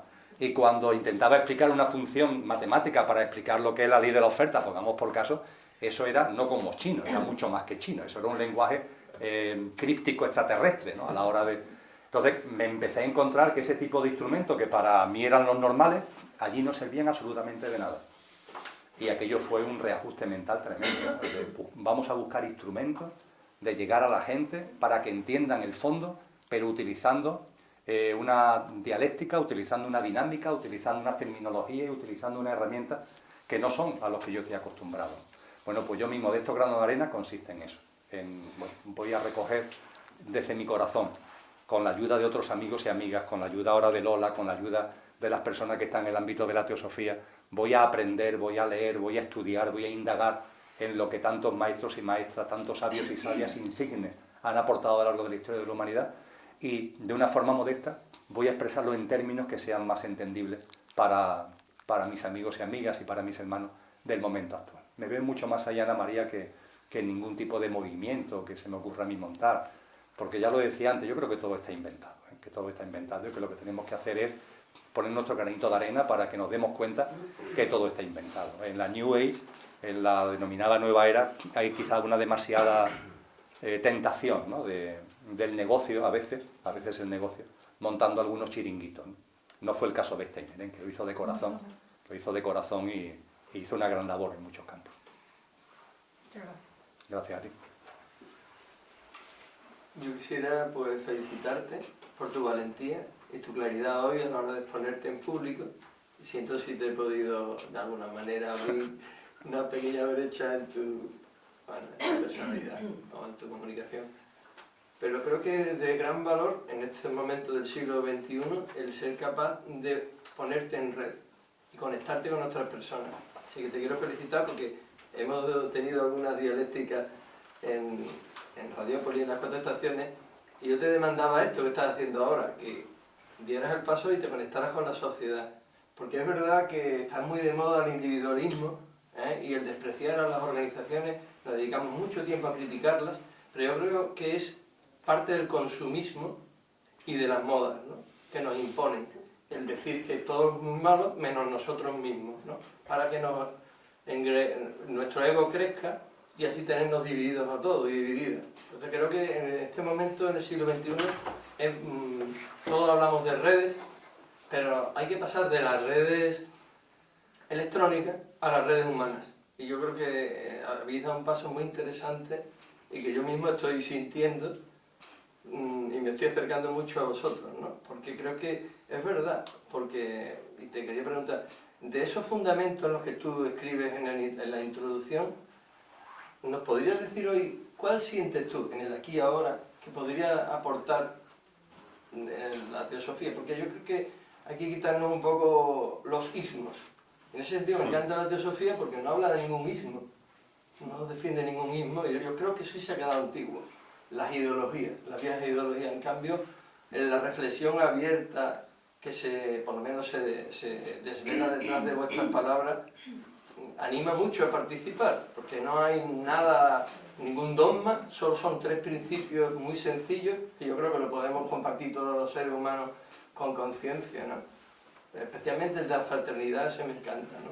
Pero, ¿qué polo, de esos polos que tú planteas también y Lola Rumi, crees tú que en este momento nos servirían, un poco en plan periodista, ¿no? Perdonadme, para este ambiente y esta energía tan de impasse que estamos teniendo ahora mismo, ¿no? en el 2018? Es una cuestión interesantísima, Rafael. Mirad, cuando se empieza modestamente a adquirir fundamento, que es lo que ando, uno se va dando cuenta de la enorme importancia que tiene la lealtad y la responsabilidad para con uno mismo. La lealtad y la responsabilidad para con uno mismo. Y cuando este año he comenzado la nueva andadura, que ha comenzado ahora, fue el día 20 de enero en la charla que compartí en Granada, y ya tengo todo el 2018 ya programado, en lealtad y en responsabilidad conmigo mismo, la gran cuestión que yo me planteo es, ¿qué es lo que comparto? Por supuesto voy a compartir muchas cosas, pero puesto a compartir, ¿hay algún elemento clave, algún elemento fundamental que en mi corazón ahora mismo lata con más fuerza? En el estudio introductorio que hemos elaborado Lola y yo, se tocan muchísimos palos. Es bla, bla, bla, bla, es una especie de síntesis, ¿no? Muy abrupta a veces de lo que son los principios fundamentales de la teosofía. Se habla de cosmogénesis, se habla de antropogénesis, la evolución de la humanidad, de muchas cosas. Y Rafael me dice, bueno, y de todo eso, ¿qué es lo que destacaría? Pues lo destacaría al hilo de esta reflexión que acabo de comentar y lo sintetizaría de esa forma. El convencimiento absoluto que tengo ahora mismo de corazón de que no hay evolución posible, entendiendo por evolución, evolución en conciencia, evolución espiritual, crecimiento personal, no hay evolución posible si no hay transformación. Es decir, o nos transformamos o estamos en el bla bla bla. Yo el primero. O nos transformamos o estamos en el bla bla bla. Y esa transformación, por supuesto que estoy haciendo referencia a una transformación interna. Por supuesto que lo externo es importantísimo. De hecho, iremos rompiendo dualidad y nos iremos dando cuenta que lo interno y lo externo están retroalimentándose continuamente. Pero me parece que de corazón es fácil percibir que el punto de arranque tiene que ser tu transformación. Transfórmate tú, tus ojos nuevos, para poderle aportar eso al mundo, porque si no, ¿qué le estamos aportando a los demás? Entonces, sin evolución no hay transformación. Y esa transformación es la transformación de uno mismo, es la transformación interna. Es la transformación que en el lenguaje cristiano Cristo Jesús llamó nacer de nuevo. Es la resurrección en vida. Con eso no quiero decir que ahora estemos en disposición de hacer esa enorme resurrección en vida, pero sí de dar pasos en ese sentido, sí de avanzar en ese sentido. La lealtad y la responsabilidad con nosotros mismos es precisamente avanzar ahí. Y cuando hablamos de la transformación interna, cuando hablamos de que sin transformación no hay evolución, y hablamos de transformación, para mí la transformación tiene una prueba del 9, que es la vida cotidiana. ¿Cómo vives? ¿Cómo vives? ¿Cómo piensas? ¿Cómo sientes? ¿Qué haces? ¿Qué sientes? En teosofía es muy importante, y hay muchos autores que lo asientan, que ver, oír, sentir, pensar es lo mismo. Todo forma parte de ti. ¿Cuáles son tus emociones? Y yo me pregunto, ¿cuáles son mis emociones? ¿Qué le estoy aportando yo a mí mismo y al mundo con mis emociones? ¿Cuál es la vibración? ¿Cuál es la cualidad de mi mundo emocional? ¿Cuál es la cualidad y la vibración de mi mundo mental? ¿Cuáles son mis pensamientos? Porque claro que mis emociones repercuten en mí y en los demás. Claro que mis pensamientos repercuten en mí y en los demás. ¿Cuál es la cualidad de esa vibracional, de esas emociones y de esos pensamientos? Y por supuesto los actos, las conductas, los comportamientos. Ahí está la base. Y todos los maestros espirituales nos han dado pistas muy importantes al respecto. Todos nos han dado, vamos a decirle así, orientaciones de cómo plasmar la vida espiritual, la transformación, el nacer de nuevo en la vida cotidiana. Y buscando una expresión, que lo sintetice en el grupo de estudios teosóficos de Sevilla. Uno de los grupos de estudio que tenemos se llama de la transformación interna a la externa.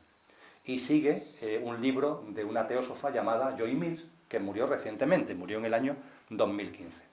Joy Mills, en su librito, porque es un librito corto, intensísimo, está basada en una especie de divulgación, son conferencias para acercarnos a la obra de Blavatsky, a la última obra de Blavatsky, que tuvo como título La voz del silencio. Entonces, en ese libro, Joy Mills se plantea cómo se plasma esto en la cotidianidad. Coge un término que es del budismo, La acción correcta. La acción correcta. Está en el famoso noble octuple camino de Buda. La acción correcta. Pero ella va más allá. ¿Qué es eso de la acción correcta? Detrás de esa terminología que puede parecer confusa. ¿Qué es? Y yo hago mío lo que Joy Mills plantea. Vivir siendo un buen amigo. Ser un buen amigo. Ya está. Un buen amigo de todos y de todo. De los que conoces, que a veces no es tan sencillo, de tus familiares, de tus seres queridos, de tus vecinos, de tu compañero de trabajo, de los que conoces y de los que no conoces. Entonces, cuando tú, Rafael, me preguntas dónde pongo yo el énfasis en estos momentos, de todos los temas que tocamos en el estudio introductorio y en lo que es mi discurrir actual, es intentar traer el cielo a la tierra, pero desde lo más concreto que pueda haber. Y lo más concreto que pueda haber es cómo piensas, cómo sientes y cómo actúas. Retomo la llamada del budismo, que está en todas las corrientes espirituales, a una acción correcta, y lo explico, lo intento explicar, con la expresión de Joy Mills de ser un buen amigo. Vivir siendo un buen hermano, vivir siendo un buen amigo de todo el mundo. Del que no conoce, del que conoce, del que se sienta al lado tuyo en el autobús y tu mente te dice, vaya hombre, estaba el asiento vacío y aquí viene un pesado, una pesada para sentarse a lo mío, que eso es lo que suele decir la mente concreta, y tú a esa vibración dale la vuelta. Qué maravillosa oportunidad, ¿no?, de que esta persona se ha sentado a lo mío, y aunque ella no se dé ni cuenta, quizás, no se dé cuenta, yo le voy a inundar de amor, ese amor que todos tenemos dentro, ¿no? Dicen que nuestro cerebro tiene una fuerza electromagnética de entre 30 y 50 centímetros, y que la fuerza neurológica de nuestro corazón es de 4 metros.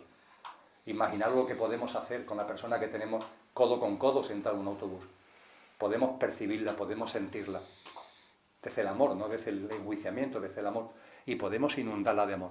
Y esa persona cuando se baja del autobús va de otra forma. Nunca sabrá por qué, quizá nunca sepa por qué. Pero se subió de una forma y se baja de otra. Porque ese amor la ha impregnado. Y ese poder, esa capacidad la tenemos todos, ¿no? Y ser un buen amigo, sabiendo que todos tenemos una cualidad divina, que unos lo recordamos, otros no lo recordamos, pero qué más da, aquí no estamos para juzgarnos, aquí estamos para apoyarnos y acompañarnos, y ahí es donde yo pongo el énfasis, Rafael, en estos momentos. Gracias. Emilio, buenas tardes. Ante todo, felicitarte, yo también, desde Diálogo 7, desde desde el Rincón del Alma, por este magnífico libro, que es una maravilla, es una joya. Felicitarte a ti también como persona por esa grandiosidad de humanidad que tienes, porque transmites mucha humanidad. Yo estoy muy sorprendida porque seguramente todos lo hemos percibido, ese animal que llevas ahora mismo en tus brazos, que ya por fin ha caído ahí rendido a ti. Evidentemente, una de las partes que viene en el libro, ¿no?, cuando habla de la encarnación, explica muy bien, ¿no?, de que hay veces que los seres, ¿no?, por llamarlo de alguna manera, deciden de vivir la experiencia o como humano, o quieren ser un ave y volar, o en este caso como un perro que está en tus brazos ahora mismo, ¿no?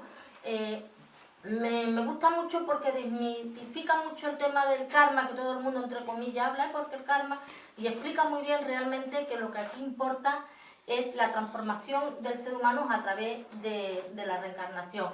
Pero yo me pregunto, en todo este proceso evolutivo que habla muy bien explicado el libro maravillosamente, al final de todo no hay un fin, ¿no?, en realidad, ¿verdad? Solo el evolucionar, ¿no? Menuda cuestión, ¿eh?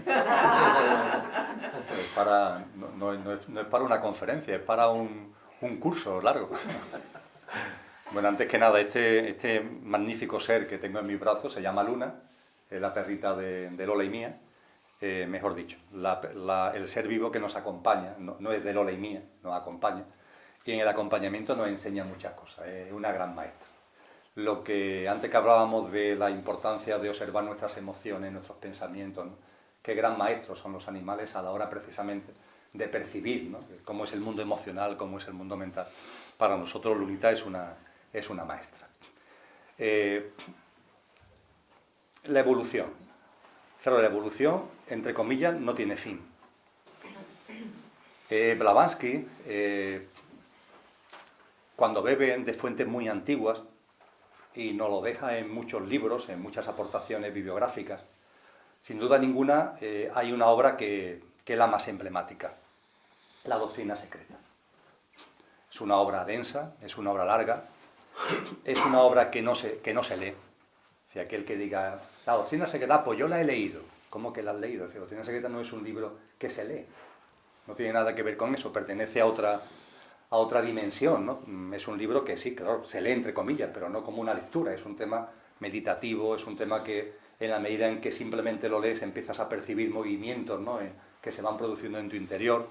Es un libro también que tiene su momento, que no hay que forzarse en leerlo, sino que se lee, uno se mete en él, más que leerlo, se mete en él cuando llega el momento. Y en esa doctrina secreta aporta claves muy importantes para responder a la cuestión que tú has señalado. No obstante, en la doctrina secreta se muerde la lengua en algunos aspectos, porque Blavatsky dice una cosa muy bella en su inicio. Parafraseando Montaigne, dice Blavatsky, a través de esta obra, yo lo que hago es poner el lazo, es como quien pone el lazo a un ramo de flores. Fijaros qué bonito y qué gran humildad, ¿no? Dice, yo pongo el lazo al ramo de flores. Estas flores son dadas por los grandes maestros. Y esos grandes maestros son los que aportan esta sabiduría a la que yo en este libro me limito a poner el lazo para que llegue a la gente. Y en lo que va compartiendo, digo que se muerde la lengua porque expresamente hay momentos concretos en los que dice, en esto no podemos aportar más, en esto no podemos profundizar más. Y lo que dibuja es un mapa evolutivo donde de lo inmanifestado, de lo absoluto, de lo que siempre ha existido y nunca ha sido creado, de lo que a lo mejor la ciencia hoy se empieza a acercar con el tema del vacío, de la nada, pero que es algo que vibra. Decía Blavatsky en su obra La voz del silencio, que es lo que ha existido siempre, algo que la mente humana no puede calibrar y que la única forma de definirlo es silencio, silencio. Y ese silencio tiene una voz, una vibración, que es lo que dice actualmente la ciencia con relación al vacío, ¿no?, que vibra. Bueno, no me quiero despistar. Lo inmanifestado, lo absoluto, el silencio, y lo manifestado, lo que surge de lo inmanifestado. En la doctrina secreta, como en muchas corrientes espirituales, lo que se nos dice es que lo manifestado surge de lo inmanifestado y regresará a lo inmanifestado. Es un proceso de expansión y contracción continuo. En el mundo del sufismo, donde Lola y yo bebemos completamente, nuestro vínculo espiritual es a través del sufismo precisamente, se dice que lo que siempre ha existido, estamos hablando metafóricamente, claro, no en términos de calificativos, de juicio, siempre ha existido la noche, y de la noche sale el sol, pero el sol se pone otra vez en la noche, y vuelve a surgir el sol, y se vuelve a poner en la noche. Lo inmanifestado. Y de lo inmanifestado surge lo manifestado para volverse a meter en lo inmanifestado y volver a surgir otra vez en un periodo de tiempo que Blavatsky no entra en detalles en la doctrina secreta, pero que en un artículo, que quizás fuera lo último que escribió, considera que ha llegado el momento de aportarlo. Y aporta el periodo de tiempo, hablando en tiempo, que puede durar este proceso de expansión y contracción. Y estamos hablando de cientos de billones de años. Cientos de billones de años. Ese sería el fin del proceso evolutivo en el que estamos metidos. La expansión y la contracción. Aún así, todo lo que es el movimiento en conciencia, todo lo que son los movimientos álmicos, se nos enseña que cuando se contraiga y esté todo otra vez en lo inmanifestado, ahí se mantendrán, vamos a decirlo así, como puntos de conciencia, diluidos en lo absoluto, pero con una presencia en lo absoluto para cuando vuelva otra vez lo manifestado a hacerse presente. Con lo que la evolución, entre comillas, tiene un término, que es cuando la expansión se contrae, pero nunca tiene un término, porque eso que se ha contraído se vuelve otra vez a expandir. Con lo cual estamos hablando de un espacio temporal enorme de eones de tiempo, pero a su vez estamos hablando de una infinitud. En el contexto de lo que es ese proceso de expansión y contracción, aquí estamos nosotros, nuestra dimensión espiritual. En teosofía se habla mucho de la mónada, para hacer referencia a nuestro espíritu, a nuestra dimensión espiritual. Y lo que Blavatsky nos muestra de una forma preciosa es cómo, primero, voy a ser lo más sintético posible, espíritu y materia, siendo diferentes, no son independientes. Nuestra mente dice una cosa es el espíritu, otra cosa es la materia. Ciertamente la materia tiene unas características y el espíritu tiene otras, pero no son independientes porque son distintos aspectos de la misma realidad. De hecho, cuando lo inmanifestado se manifiesta en espíritu y en materia. Diríamos que son hermanos, de características vibracionales y cualidades muy distintas, pero no antagónicos, que es lo que nuestra mente muchas veces plantea, la materia y el espíritu que se rompen. De hecho, se enseña también que entre el espíritu y la materia hay una corriente continua que es el Fojá, que es la corriente de vida, donde el espíritu anima a la materia y la materia le sirve al espíritu ¿para qué? Para que lleve a cabo lo que Blavatsky denomina la evolución monádica. Hablando de evolución, estoy siendo lo más breve posible, hablando de evolución, tener en cuenta que hay una evolución que es la evolución espiritual, la evolución de la mónada, la evolución del espíritu. ¿Qué hace la mónada? La mónada es consciente, es la chispa divina, es la divinidad pura, es conciencia. Pero la mónada quiere vivir en conciencia la materia. Esa materia que pertenece a esa misma manifestación. Quiere vivirla en conciencia. No porque se lo proponga, no se trata de un querer egoico, no, es que lo hace de manera natural. La mónada, en su conciencia, lo que quiere es también experienciar en conciencia la materia. Y para eso se envuelve en la materia. Se va envolviendo en la materia. Esa es la evolución monádica. Un proceso que nuestra mente, para entenderlo mejor, lo describiría de arriba a abajo. La mónada está arriba y va bajando, envolviéndose en la materia. Lo manifestado son las distintas dimensiones de las que habla la ciencia y el espíritu, la mónada, se empieza a envolver en la materia, se empieza a envolver en la materia. Se envuelve en la materia para vivir en conciencia la propia materia. Esa es la evolución monádica. Y la materia también evoluciona. Si decíamos que el espíritu evoluciona de arriba a abajo, la materia evoluciona, coloquialmente hablando, por supuesto, de abajo a arriba. Por ejemplo, planeta Tierra. ¿Qué lo primero? Bueno, pues se dice que en el agua empezaron a aparecer unas formas de vida unicelulares. Después esas formas de vida se fueron haciendo más complejas y a partir de ahí hay una evolución de la materia que finalmente da lugar a una forma de vida con un cerebro complejo. Con un cerebro complejo que es el ser humano. La materia ha ido evolucionando de abajo hacia arriba. De tal forma, perdona Lunita, de tal forma que hay una mónada que evoluciona de arriba a abajo y hay una materia que va evolucionando de abajo a arriba. Y se encuentran. Hay un punto de encuentro.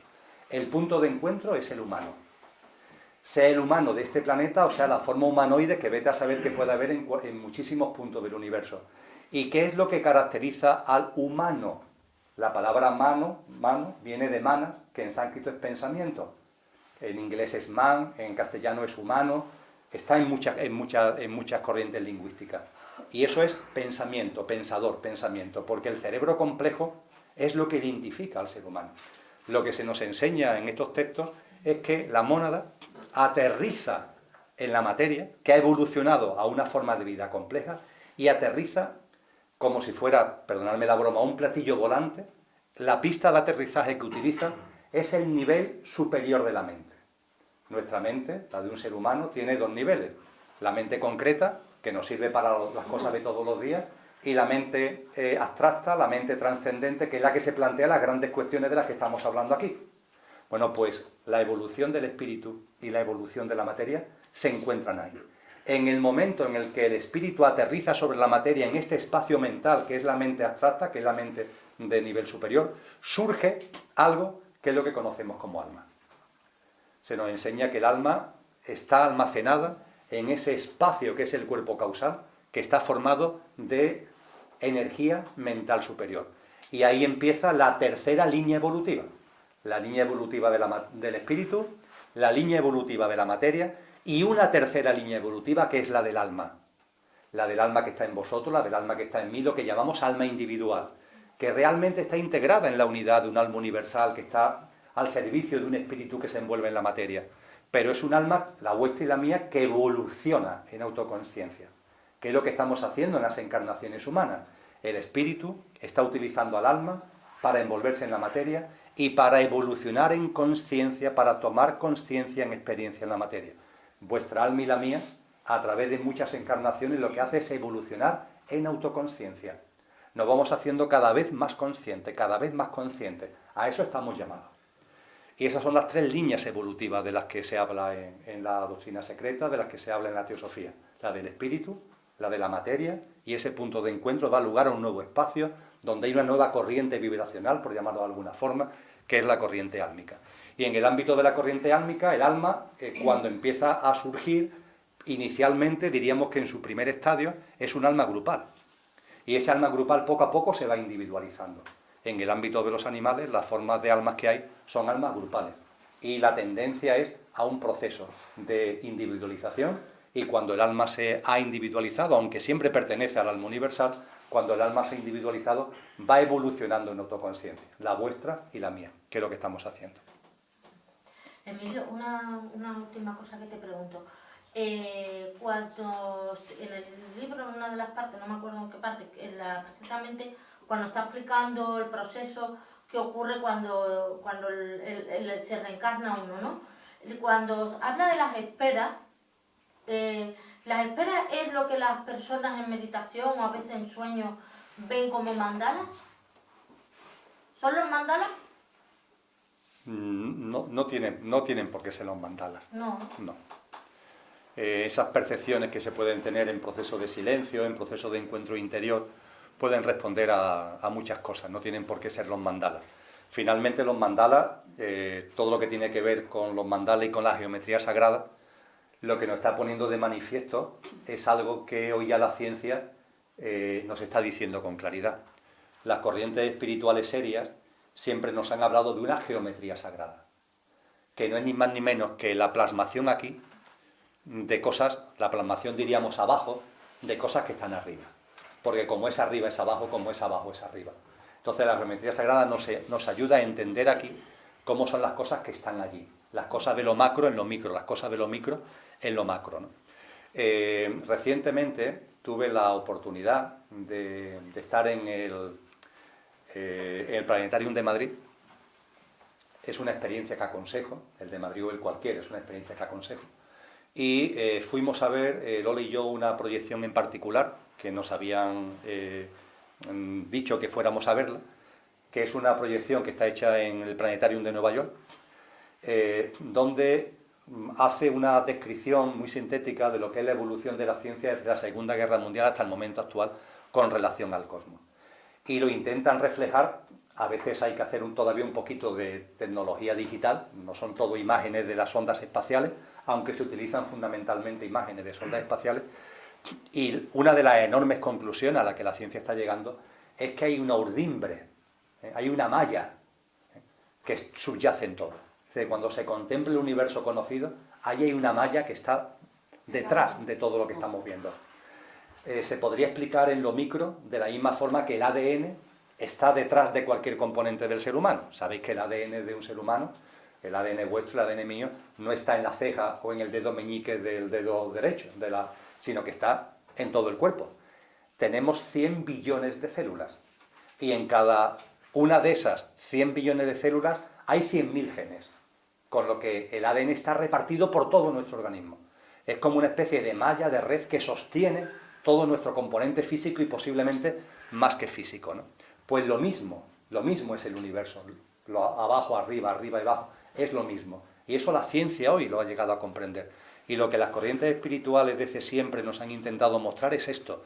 Y nos han intentado mostrar que estas grandes cosas que le dan malla, que le dan sentido, que le dan composición, que le dan forma al universo entero, se plasma de determinada forma aquí. Y la geometría sagrada es una manera, ¿no?, de acercarnos a esa gran geometría del universo, a esa gran construcción del universo. Y los mandalas son también una plasmación al respecto. La gran conclusión: no hay azar, no hay azar.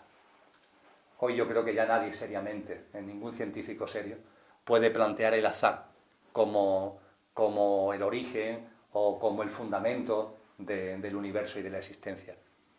Hay una inteligencia, aunque esa inteligencia sea tan enorme que no se pueda llamar inteligencia. Y por supuesto una inteligencia que no tiene nada que ver con un ser, sino que va mucho más allá, ¿no? Va mucho más allá.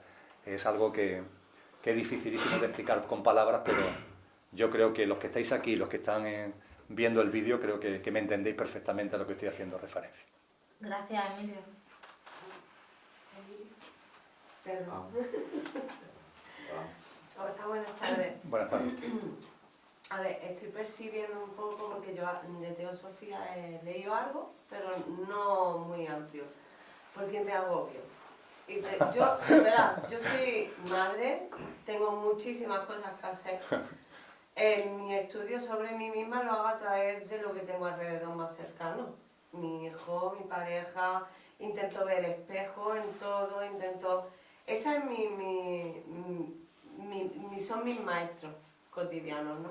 Entonces, escuchándote, es como que se me hace la cabeza un lío, en el sentido de que a mí o a cualquier madre de hoy o a cualquier persona, quiero que nos des la pequeña llave mágica, que eso creo que a lo mejor no lo vas a tener, que es, veo como que al escucharte como que al entrar en la teosofía necesitas mucho tiempo y es lo que nos falta a todo el mundo. Me explico. Es el tiempo de meterte en muchísimas ramas, que todas ellas te dan unas llaves mágicas, porque evidentemente cada una te está explicando una serie de conocimientos que te van a venir genial para esos momentos cotidianos en los cuales yo me sumerjo viendo a mi familia, lavando platos. Yo medito lavando platos, la gente no me cree, pero es verdad. Es el único tiempo que tengo un poco para meditar a lo mejor, para limpiar polvo, así. Voy meditando. Entonces, claro, me encanta el conocimiento profundo de todas esas ramas, porque las he tocado casi todas, pero con el poquito tiempo que tengo. Entonces, ¿cómo resumirías tú, Emilio, la teosofía? ¿Cómo podríamos coger una pequeña guía práctica de la teosofía para personas que no tenemos ese amplio tiempo que tiene mucha gente, que ya está jubilada, que ya no tienen niños, o los niños lo tienen grandes, o el trabajo lo tienen más, a lo mejor más dilatado, y pueden cogerse ese tiempo de ponerse a leer? Porque yo por las noches cuando entro a leer ya me quedo en 10 minutos y lo demás voy a dormir, porque ya es que no puedo con mi alma. Entonces, ¿cómo personas así podemos coger o podemos coger esa pequeña llave, una guía práctica? ¿Cómo resumirías tú la teosofía para personas que no tienen tiempo? Eso sería un buen título de un libro. Me ha puesto el título de un libro. Tienes el libro, sería un bestseller. La guía práctica de teosofía, que abarcara todo, pero en pocas palabras. Sí, sí. Y esas pocas palabras las pudiéramos aplicar mientras fregamos los platos, tendremos el diario y barremos la casa. Por ejemplo. ¿Cuál es tu nombre? Ana. Ana. Sirena para los amigos. Pues, Sirena. Sirena. Muy bien. Pues muchas gracias, Ana, Sirena, por tu aportación. Cuando has planteado la pregunta puede parecer una pregunta de difícil respuesta, pero acudiendo a lo que los sabios y sabias nos han enseñado, es muy sencillo. Es muy sencillo. Se me viene a la cabeza un maestro en particular. Podría citar otros muchos. Dogen. Edad media, se instala en Japón, una persona metida en el ámbito del budismo, del zen. En la película que hay sobre él, ya cuando está en edad avanzada, Japón está dividida en provincias, al frente de cada una hay un gobernador, que son, bueno, pues el delegado del emperador, y el gobernador de la provincia donde está el monasterio en el que está Dogen, tiene unos sueños, y se empieza a plantear cosas sobre el porqué de la vida, el porqué de la existencia, el que hacemos aquí, cómo hay que vivir, y ante esas preguntas tiene referencias de que este maestro está allí en un monasterio perdido y manda a sus soldados a por él. Van los soldados por el maestro, le dicen que el gobernador quiere verlo, y bueno, y Dogen no tiene ningún problema, se va a ver al gobernador acompañado de un monje joven. Cuando llega al gobernador, el gobernador le explica los sueños, y le dice, ¿cuál es el secreto de la vida? ¿Cuál es la orientación, la guía que me puede dar para vivir la vida y vivirla plenamente? Y Dogen contesta, es muy sencillo. Nariz vertical, mirada horizontal. Claro, el gobernador se le queda mirando así como esperando que le diga algo más. Y como el otro no abre la boca, le pregunta, ¿pero qué más? Dice que más no, ya le he dicho todo lo que hay que decirle. Nariz vertical, mirada horizontal. El gobernador le insiste, hombre, pero yo estoy buscando una respuesta porque no sé qué. Todo lo que puedo aportarle ya se lo estoy aportando, insiste Dogen. Nariz vertical, mirada horizontal. Claro, el gobernador empieza a mosquearse, se empieza a cabrear. Y se cabrea tanto que le dice, como no me quieres dar el secreto, no me quieres decir, no me quieres transmitir tu sabiduría, te la quieres guardar para ti, te voy a ejecutar, ¿eh? Como no me digas, te voy a ejecutar. Total, que la amenaza de muerte. Y Dogen dice, si te estoy diciendo todo lo que te puedo decir, te estoy resumiendo todo lo que es mi sabiduría. Nariz vertical, mirada horizontal. Total, que el gobernador manda que le corten la cabeza. Y se ve en la película que, bueno, el joven le insiste al maestro, pero maestro, dale alguna pista. Dice, si es que le estoy dando la mayor de las pistas, que no le puedo dar más. Y en el momento en el que le van a cortar la cabeza con la espada, en la película por lo menos sucede, que el gobernador lo entiende. Y entonces para la ejecución. Lo ve, lo entiende. ¿Qué es lo que ve el gobernador? ¿Qué es lo que Dogen intenta transmitir con ese nariz vertical, mirada horizontal? Lo han hecho muchos maestros. Y no lo digo yo porque yo sea maestro, yo estoy simplemente bebiendo y divulgando lo que ellos han dicho. Es muy sencillo. Nariz vertical es, fijaros, hablábamos de transformación. ¿Dónde empieza la transformación? En ti. En ti, en ti, aquí y ahora. En cómo eres. Y qué trabajo nos cuesta darnos cuenta de eso. Qué trabajo nos cuesta, porque cuando hablamos de la autotransformación, cuando hablamos de la evolución, la cabeza se nos va, vete a saber dónde. No, si es ahí, como tú dices, si es en la familia, es con los niños, es lavando platos, es en tu actividad laboral, es ahí, donde estás y como eres ahora. El sendero eres tú, el sendero no está fuera. Y ese sendero de transformación, para recorrerlo, tienes que arrancar en donde estás. Para arrancar el proceso de transformación, ese sendero arranca en ti y en donde tú estás ahora. Por tanto, primer mensaje, conócete a ti mismo. Y no necesitas, entre comillas, muchos libros. A lo mejor ninguno. Obsérvate. La autoobservación, el autodescubrimiento, el autoconocimiento. ¿Qué pensamientos se pasan por mi cabeza? ¿Qué emociones están pasando por mi cabeza y por mi corazón? ¿Cuáles son mis actos y mis actuaciones?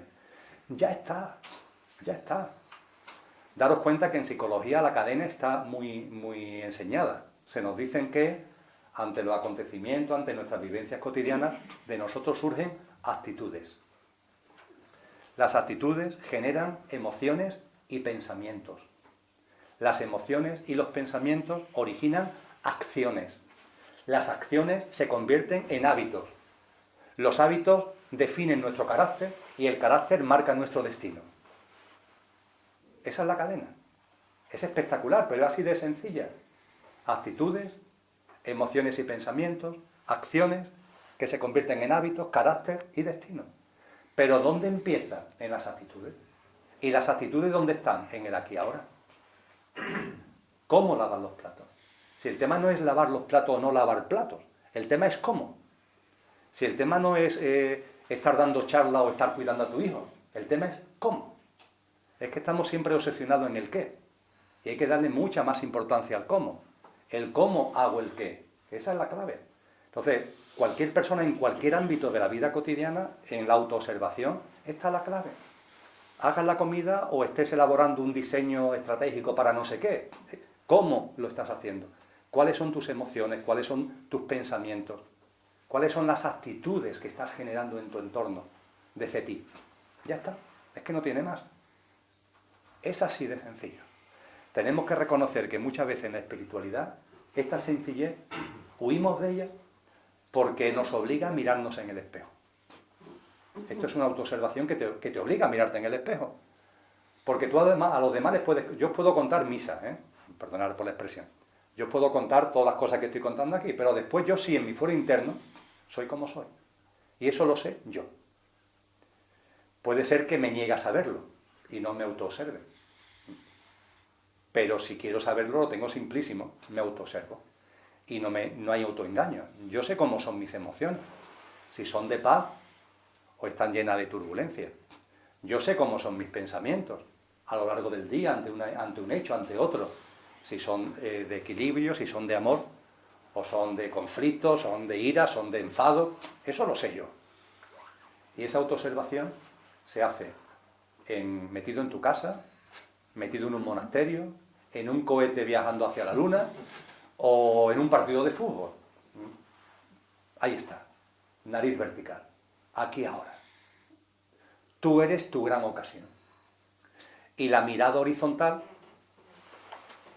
lo que es una reflexión que nos invita a, estando por completo en el aquí y ahora, ten también presente a dónde quieres ir. Yo quiero ser una buena persona. Esa es mi mirada horizontal. Como yo digo yo, que creo que es una cosa que muchas personas sentimos, ¿no? Yo quiero ser buena gente. Yo quiero ser ese buen amigo al que hacíamos referencia anteriormente. Ese es mi horizonte. Y autoobservándome en el aquí y ahora me doy cuenta que a veces lo soy y a veces no lo soy. Bueno, pues no pasa nada. Porque en el aquí y ahora soy así. Voy a intentar, en mi propio sendero, que cada vez más, ese buen amigo se vaya plasmando en mi vida. Cuando veo que me enfado, pues no pasa nada, me acepto, no lo rechazo, me acepto, y sé que al tomar conciencia y aceptarlo estoy dando un pasito. Y lo que la mente denomina fracaso realmente no es fracaso, es un éxito. Es un éxito porque te está enseñando, te está dando autoconsciencia. Entonces fijaros que esto no tiene tampoco demasiada ciencia. Nariz vertical, mirada horizontal.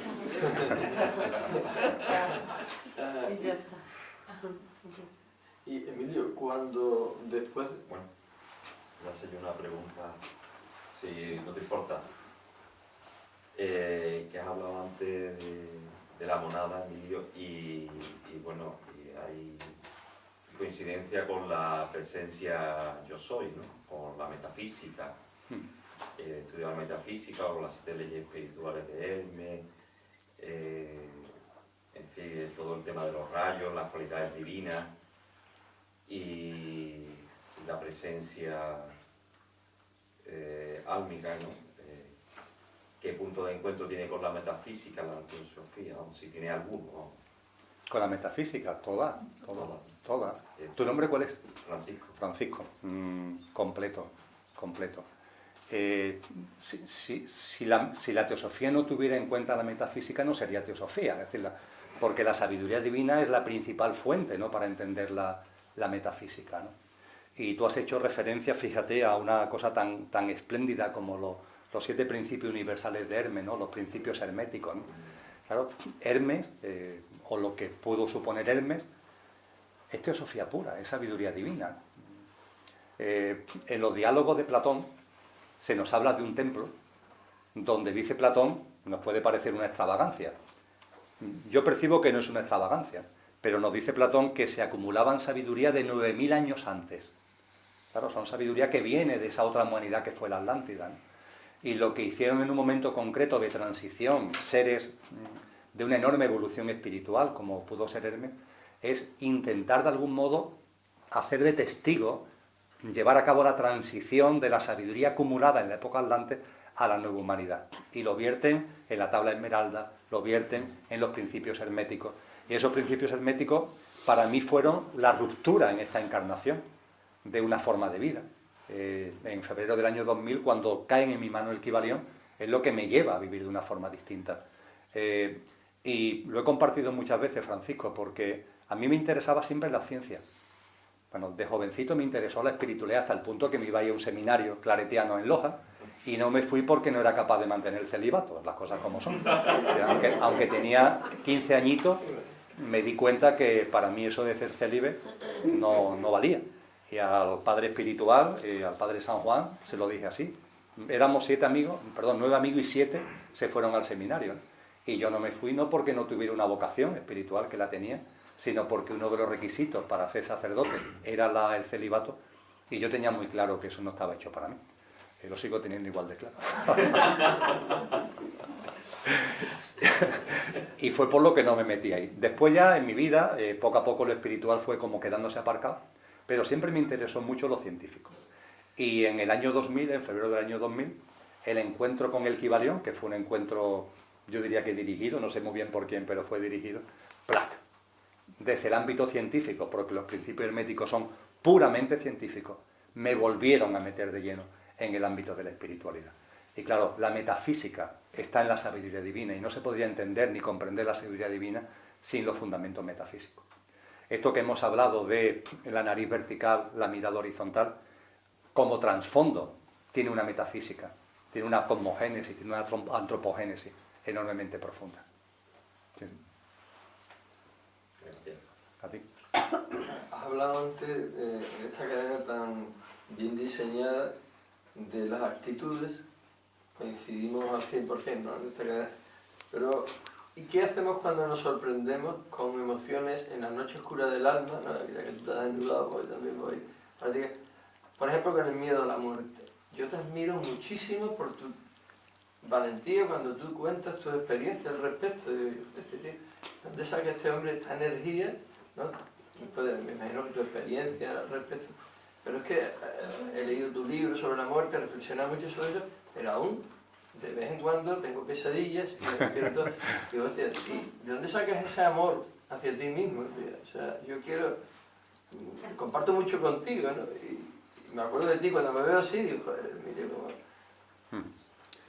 Bien, cuando antes, al hilo de alguna pregunta tuya, me desnudaba un poquito, compartía, y a la pregunta también de Ana María, ¿no?, que modestamente lo que yo puedo aportar es la divulgación de esa sabiduría que siempre ha estado ahí, que los sabios y sabias han puesto a nuestra disposición, y que yo, sin ser nada y sin llegar nunca a poder hacer mía toda esa enorme sabiduría, en la porción que soy capaz, lo divulgo y lo pongo a disposición de mis hermanos, de los demás seres humanos, con una terminología y en un contexto que puede ser más entendible a lo mejor que esos libros antiguos que pueden hacerse más difíciles.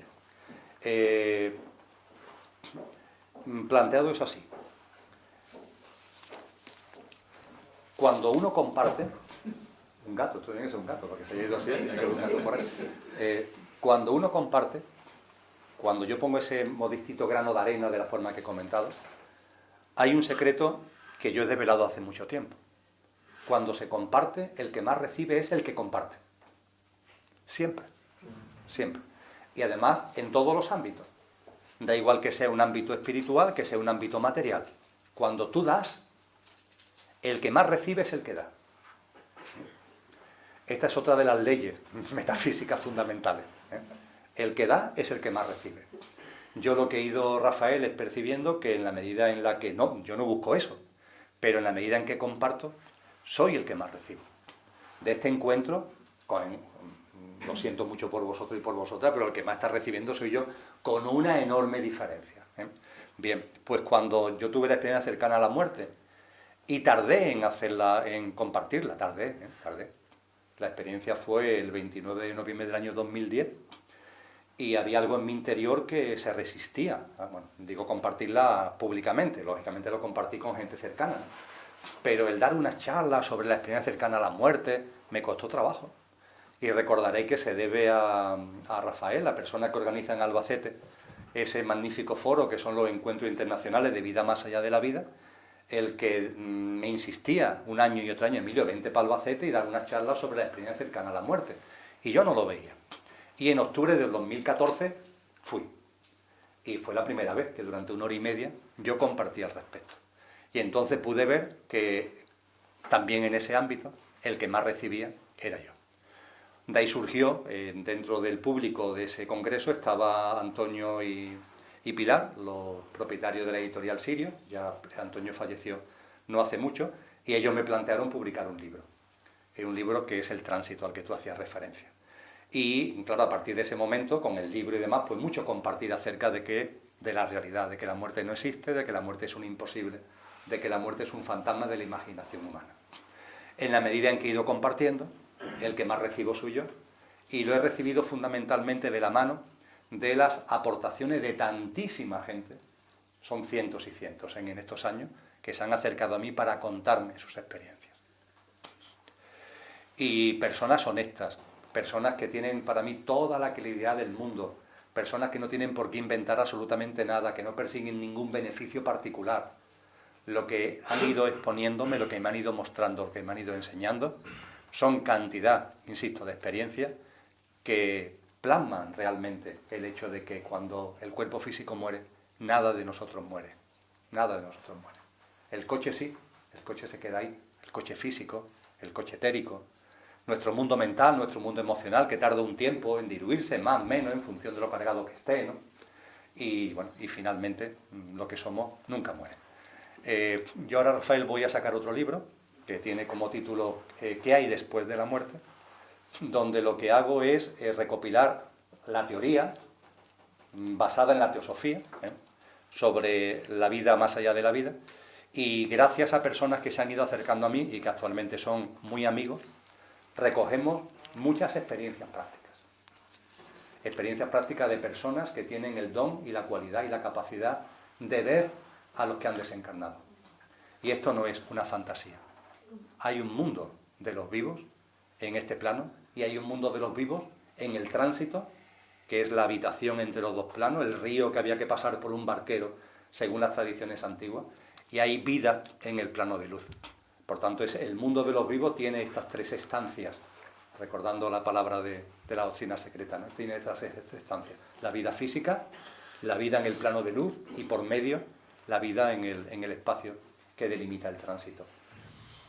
Y yo comprendo que hay muchas personas, aquí mismo a lo mejor, de las que vean el vídeo, que digan, ya, bueno, pero tú has tenido una experiencia cercana a la muerte, han podido compartir contigo cosas que te han abierto los ojos, pero ¿cómo se puede tener esa seguridad?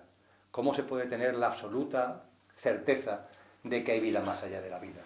Yo diría que si nos quitamos el velo, si nos quitamos componentes egocéntricos, si aplicamos el sentido común, ese velo se desvela. Primero, ha habido gente, mucha gente, que ha vivido experiencias cercanas a la muerte. Yo os aseguro que cuando se estudian esas experiencias, en muchas de ellas se viven cosas que no se pueden explicar por reacciones químicas, neurológicas del cerebro, no. Que yo en la experiencia cercana a la muerte estuviera mi tía María, con seres de luz que habían fallecido, que habían desencarnado, y estuviera mi tía María que no estaba muerta, que yo creía que no estaba muerta, pero que cuando me restablecí me dijeron, no, es que tu tía murió dos horas antes de que tú entraras en la UCI. Eso es imposible que sea una reacción mental. Si es un tema neurológico, mi tía María no aparece ahí porque está viva. La información que tiene mi cerebro es que está viva, con lo cual no puede estar entre los desencarnados que vienen a recibirme, ¿no?, en la fase de tránsito. Pero esto que comento en mi caso es que se da en casi todas las experiencias cercanas a la muerte. Hay algo como para que veas que tu mente, que esto no es una fantasía de la mente. Después, hay personas honestas que ven, que perciben. A los que están en el tránsito, a los que han ido al plano de luz, que los perciben. Y se puede decir, están fantaseando, es fruto de la imaginación. Cuando se comparte con ellas, mejor dicho, cuando ellas comparten contigo y te empiezan a contar cosas, imposible que eso sea fruto de la imaginación, porque ahí se mueven información, se mueven circunstancias que no pueden ser inventadas por la imaginación de esa persona, en absoluto. Y tercer elemento que me gusta destacar, y para mí es el fundamental. En el tiempo que llevamos compartiendo, que ya es largo por cierto, he hecho mucha referencia a los sabios y sabias que siempre han estado en la historia de la humanidad. En todas las épocas. Siempre ha habido instructores espirituales. Siempre ha habido hombres y mujeres insignes que han bebido de esa sabiduría sin edad, de esa sabiduría profunda y la han puesto a nuestra disposición. Siempre. Repasar vuestra mente. Hay nombres, ¿verdad? Platón, yo que sé, Pitágoras, Buda, Cristo Jesús, Zoroastro, Saint Germain. Hay nombres, muchos nombres. Daros cuenta de que todos esos nombres en su vida y en su obra tienen una misma coincidencia. La muerte no existe. Hay vida después de lo que llamamos vida. Dogen, Confucio, Lao Tse, me da igual, la lista es interminable. Las personas que consideramos los pilares de nuestra civilización, los grandes faros que han dado al mundo, nuestras directrices, nuestras orientaciones, de las que vemos actualmente en el ámbito de la espiritualidad, de la filosofía, todos ellos han coincidido en lo mismo. Y yo me he preguntado muchas veces, bueno, si todos estos seres insignes, si todos estos personajes que todos reconocemos como los faros de luz de la humanidad, han coincidido en esto, ¿cómo yo, en mi pequeño hormigueo de pensamiento y de reflexión, voy a ponerlo en duda? ¿no os dais cuenta que un poquito de componente egoico? Y si admitimos de que estos sabios y sabias han acertado en multitud de cosas, ¿por qué ponemos en duda que también acierten en esto cuando todos nos están diciendo lo mismo? Entonces, para mí esta es la prueba del algodón, ¿eh? Si alguno de estos personajes insignes lo hubieran puesto en solfa, lo mismo yo lo pondría en solfa. Pero cuando todos estos gigantes de la espiritualidad, de la ciencia y de la filosofía nos están diciendo hay vida más allá de la vida, para mí esa es la prueba del algodón. Así que quítate todos los miedos, Rafael. Y si tienes miedo no pasa nada, vívelos. Tendrá su sentido profundo. Gracias. Muy bien, pues si os parece damos ya por acabado esto, que estaba previsto que fuera cortito, pero más por vosotros que por mí se alargó un montón. Muchas gracias.